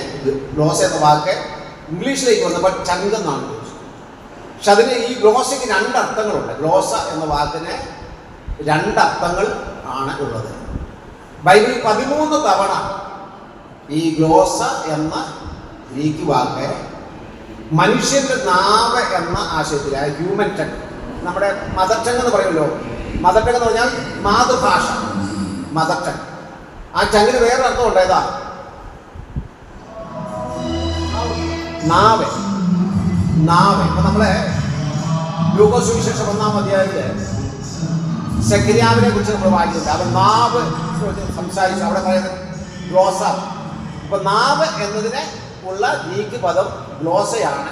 അതുപോലെ ഭാഷയ്ക്കുള്ള പദവും ഏത് തന്നെയാണ്? ഗ്ലോസ തന്നെയാണ്. ഭാഷ, അതായത് ലാംഗ്വേജ്, മനുഷ്യർ ആശയവിനിമയത്തിനായി ഉപയോഗിക്കുന്ന ആ ഭാഷയ്ക്കും ഗ്ലോസ എന്ന് തന്നെയാണ്. അതുപോലെ മനുഷ്യർ സംസാരിക്കാൻ ഉപയോഗിക്കുന്ന അവയവമായ നാവിനും ഏത് വാക്ക് തന്നെയാണ്? ഗ്ലോസ തന്നെയാണ്. 51 തവണ ഉപയോഗിച്ചതിൽ 33 തവണ മനുഷ്യന്റെ നാവ് എന്ന അർത്ഥത്തിലാണ് ഗ്ലോസ ഉപയോഗിച്ചത്. GLOSSA, ഗ്ലോസ. GLOSSA. ബാക്കി എല്ലാ ഭാഗങ്ങളിലും ഏതാർത്ഥം? ഭാഷ, അതായത് ലാംഗ്വേജ് എന്ന ആ ആശയത്തിൽ ഭാഷ എന്ന നിലയിലാണ് ഉപയോഗിച്ചത്. ഈ അന്യഭാഷയെക്കുറിച്ച് ബൈബിളിൽ ആദ്യം, അതായത് ഭാഷാ വരം, വ്യത്യസ്ത ഭാഷകൾ സംസാരിക്കാനുള്ള വരം വിശ്വാസികൾക്ക് നൽകുന്നതിനോടുള്ള ബന്ധത്തിൽ ആദ്യം നമ്മൾ വായിക്കുന്ന വാക്യം ഏതാ അറിയാമോ? മർക്കോസിന്റെ സുവിശേഷം 16-ാം അധ്യായം അതിൻ്റെ 17-ാമത്തെ വാക്യം. 16-ന്റെ 17-ാമത്തെ വാക്യം. അവിടെ നാം ഇങ്ങനെയാണ് വായിക്കുന്നത്. 17-ാം വാക്യം: വിശ്വസിക്കുന്നൊരാൾ ഈ അടയാളങ്ങൾ നടക്കും, എൻ്റെ നാമത്തിൽ അവർ ഭൂതങ്ങളെ പുറത്താക്കും, പിന്നെ പുതുഭാഷകളിൽ അവരിത് സംസാരിക്കും. പുതുഭാഷകളിൽ സംസാരിക്കും. അപ്പൊ ആദ്യമായി അന്യഭാഷ അല്ലെങ്കിൽ ഈ അന്യഭാഷകളിൽ സംസാരിക്കും എന്നതിനെ സംബന്ധിച്ച് ബൈബിളിൽ പറഞ്ഞിട്ടുള്ള ആദ്യത്തെ സൂചന മർക്കോസ് സുവിശേഷം 16-ാം അധ്യായത്തിന്റെ 17-ാമത്തെ വാക്യത്തിലാണ്. പുതുഭാഷകളിൽ വിശ്വസിക്കുന്നവർ, എന്ന് പറഞ്ഞാൽ ക്രിസ്ത്യ വിശ്വാസികൾ പുതിയ ഭാഷകളിൽ എന്ത് ചെയ്യും? സംസാരിക്കും. അപ്പൊ ഇതാണ് ആദ്യത്തെ പരാമർശം. ഇത് കർത്താവ് ശിഷ്യന്മാരെ കുറിച്ച് അല്ലെങ്കിൽ തന്നെ വിശ്വസിക്കുന്നവരെ കുറിച്ച് പറഞ്ഞ കാര്യമാണ്. അതിൻ്റെ വിശദാംശമൊന്നും ഞാൻ ഓർമ്മിക്കുന്നില്ല. അപ്പോൾ ചില ആൾക്കാർ ചിന്തിക്കുന്നത് ഇവിടെ കർത്താവ് പറഞ്ഞതുകൊണ്ട് എല്ലാ വിശ്വാസികളും എന്ത് ചെയ്യണം? അന്യഭാഷകളിൽ വിശ്വാസിയാണോ അവൻ എന്ത് ചെയ്യണം? അന്യഭാഷയിൽ സംസാരിക്കണം. അങ്ങനെയാണോ? അല്ല. അങ്ങനെയാണെങ്കിൽ മറ്റു ചില കാര്യങ്ങൾ കൂടെ ഇവിടെ പറഞ്ഞിട്ടുണ്ട്. എന്തൊക്കെയാ? ഭൂതങ്ങളെ പുറത്താക്കും, പിന്നെ അതുപോലെ സർപ്പങ്ങളെ പിടിച്ചെടുക്കും, മരണകരമായ യാതൊന്ന് കുടിച്ചാലും അവർക്ക് കാനി വരികയില്ല, പിന്നെ രോഗികളുടെ മേൽ കൈവച്ചാൽ അവർക്ക് സൗഖ്യം ലഭിക്കും. ഈ പറഞ്ഞിട്ടുള്ള 5 കാര്യങ്ങൾ ഇവിടെ പറഞ്ഞിട്ടുണ്ട് അല്ലേ? ഈ 5 കാര്യങ്ങളിൽ ഒരു കാര്യം ഒഴികെ ബാക്കി എല്ലാം ചരിത്രത്തിൽ അപ്പോസ്തലരുടെ പുസ്തകത്തിൽ സംഭവിച്ചു. ഏതാ? ആദ്യം പുതിയ ഭാഷകൾ സംസാരിച്ചു. പെന്തക്കോസ്ത് നാളിൽ 2-ാം അധ്യായത്തിൽ നമ്മൾ ചിന്തിച്ചു പുതിയ ഭാഷകൾ സംസാരിച്ചു. പിന്നെ ഭൂതങ്ങളെ പുറത്താക്കും ചെയ്തോ? 16-ാം അധ്യായത്തിൽ അല്ലേ? വെളിച്ചപ്പാട്. പിന്നെ രോഗികളുടെ മേൽ കൈവച്ചാൽ സൗഖ്യം വന്നു അല്ലേ? പൗലോസ് സൗഖ്യപ്പെടുത്തി. പിന്നെ പത്രോസ് സൗഖ്യമായി. പിന്നെ മറ്റൊരു കാര്യം ഇതാ, സർപ്പങ്ങളെ പിടിച്ചെടുത്തോ? എടുത്തു. അണലി അല്ലെ? പൗലോസ് അണലി യൂസ് ചെയ്തു. ഓക്കെ. പിന്നെ മരണകരമായ യാതൊന്ന് കുടിച്ചാലും അവർക്ക്, വിഷം കുടിച്ചാലും അങ്ങനെ സംഭവം ഇവിടെ ഉണ്ടായിരുന്നു. അതൊഴികെ ബാക്കി എല്ലാം സംഭവിച്ചു. ഓക്കെ. ചോദ്യമില്ല, ഒരാളെ വിശ്വാസിയാണെങ്കിൽ, രക്ഷിക്കപ്പെട്ട വ്യക്തിയാണെങ്കിൽ, ആത്മാവ് ലഭിച്ച വ്യക്തിയാണെങ്കിൽ അവരെന്ത് ചെയ്യണം? കാരണം വിശ്വസിക്കുന്നവരാൽ ഈ അടയാളം നടക്കുന്ന അവർ രോഗികളെ, ഭൂതങ്ങളെ പുറത്താക്കും, പുതുഭാഷകൾ സംസാരിക്കും, മരണകരമായ യാതൊന്ന് കുടിച്ചാൽ അവർക്ക് കാര്യം വരികയില്ല, അവരെ സർപ്പങ്ങളെ പിടിച്ചെടുക്കും, പിന്നെ അത്രല്ലേ? മരണകരമായ യാതൊന്ന് കുടിച്ചാൽ കാര്യം വരിക. ഇതില് പരീക്ഷണം നടത്താത്ത ഒറ്റ കാര്യം മാത്രമേ, വിഷം കഴിക്കുക, എന്നിട്ട് മരിച്ചില്ലെങ്കിൽ വിശ്വാസിയാണ്, മരിച്ചാൽ അവിശ്വാസിയാണ്. ഈ ഫിലദൽഫിയ, അറ്റ്ലാന്റ, ഈ സ്ഥലങ്ങളൊക്കെ എൻ്റെ ഒരു പുസ്തകം ഇവിടെ ചിലർക്ക് കിട്ടിയിട്ടുണ്ട്. കരിസ്മാറ്റിക് പ്രസ്ഥാനത്തിൻ്റെ പഠനം എന്നൊരു പുസ്തകം ഞാൻ ചില വർഷം പോയി. അതിൻ്റെ കവർ പേജിൽ അപ്പളാച്ചിയ പെന്തക്കോസ്റ്റ് എന്ന് പറയുന്ന ഒരു കൂട്ടമുണ്ട്. ഇന്നും അവരുണ്ട്. ഞാനതിൻ്റെ പേര് ഞാനിലിട്ടതല്ല, ഗുഡ് ന്യൂസ് IPCയുടെ മാത്യു സാറിൻ്റെ ഒക്കെ പ്രസിദ്ധീകരണമായിരുന്ന, ഇപ്പോഴുണ്ടോന്ന് എനിക്കറിയില്ല, ഗുഡ് ന്യൂസ് മാസിക ഇപ്പോഴുണ്ടെന്ന്. ആ ഗുഡ് ന്യൂസ് മാസികയിൽ അവരെ അന്ന് CT ലൂയിസ് കുട്ടി എന്ന് പറയുന്ന ഡോക്ടർ CT ലൂയിസ് കുട്ടിയാണ് ആ ലേഖനം ആദ്യമായി മലയാളത്തിൽ പബ്ലിഷ് ചെയ്തത്. വർഷം മുമ്പാണ്. അദ്ദേഹം അതിലിട്ട് പേരെ പാമ്പ് പിടുത്ത പെന്തക്കോസ്റ്റ്.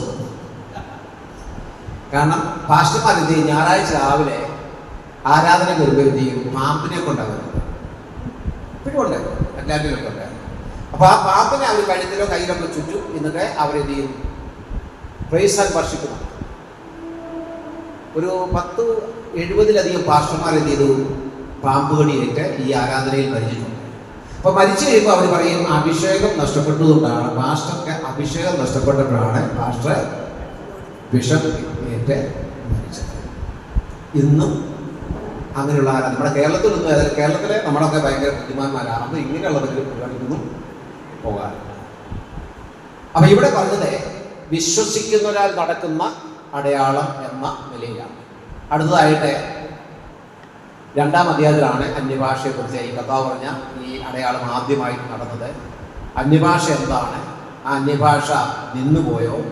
ആ അന്യഭാഷ അതിൻ്റെ നൽകിയതിൻ്റെ ഉദ്ദേശം എന്താണ്? അതിനെക്കുറിച്ചും, അതുപോലെ പ്രവചനം, അതുപോലെ വ്യാഖ്യാനം, രോഗശാന്തി, അപ്പോസ്തലത്വം, ഈ വരങ്ങളെക്കുറിച്ചൊക്കെ നാളെ നമുക്ക് പഠിക്കാം. അതുപോലെ പരിശുദ്ധാത്മാവിൻ്റെ ഭാവിയിലെ, അതായത് സഭയുടെ എടുക്കപ്പെടുന്നതോടുള്ള ബന്ധത്തിൽ, അതിനുശേഷം മഹാവീരകാലത്ത് സഹസ്രാബ്ദ വാഴ്ചയിൽ ഈ കാര്യങ്ങളൊക്കെ നമുക്ക് ദൈവം അനുവദിക്കുകയാണെങ്കിൽ നാളെ പഠിക്കാം. ദൈവമേ ഈ വചനങ്ങളെ അനുഗ്രഹിക്കുമാറാണ്.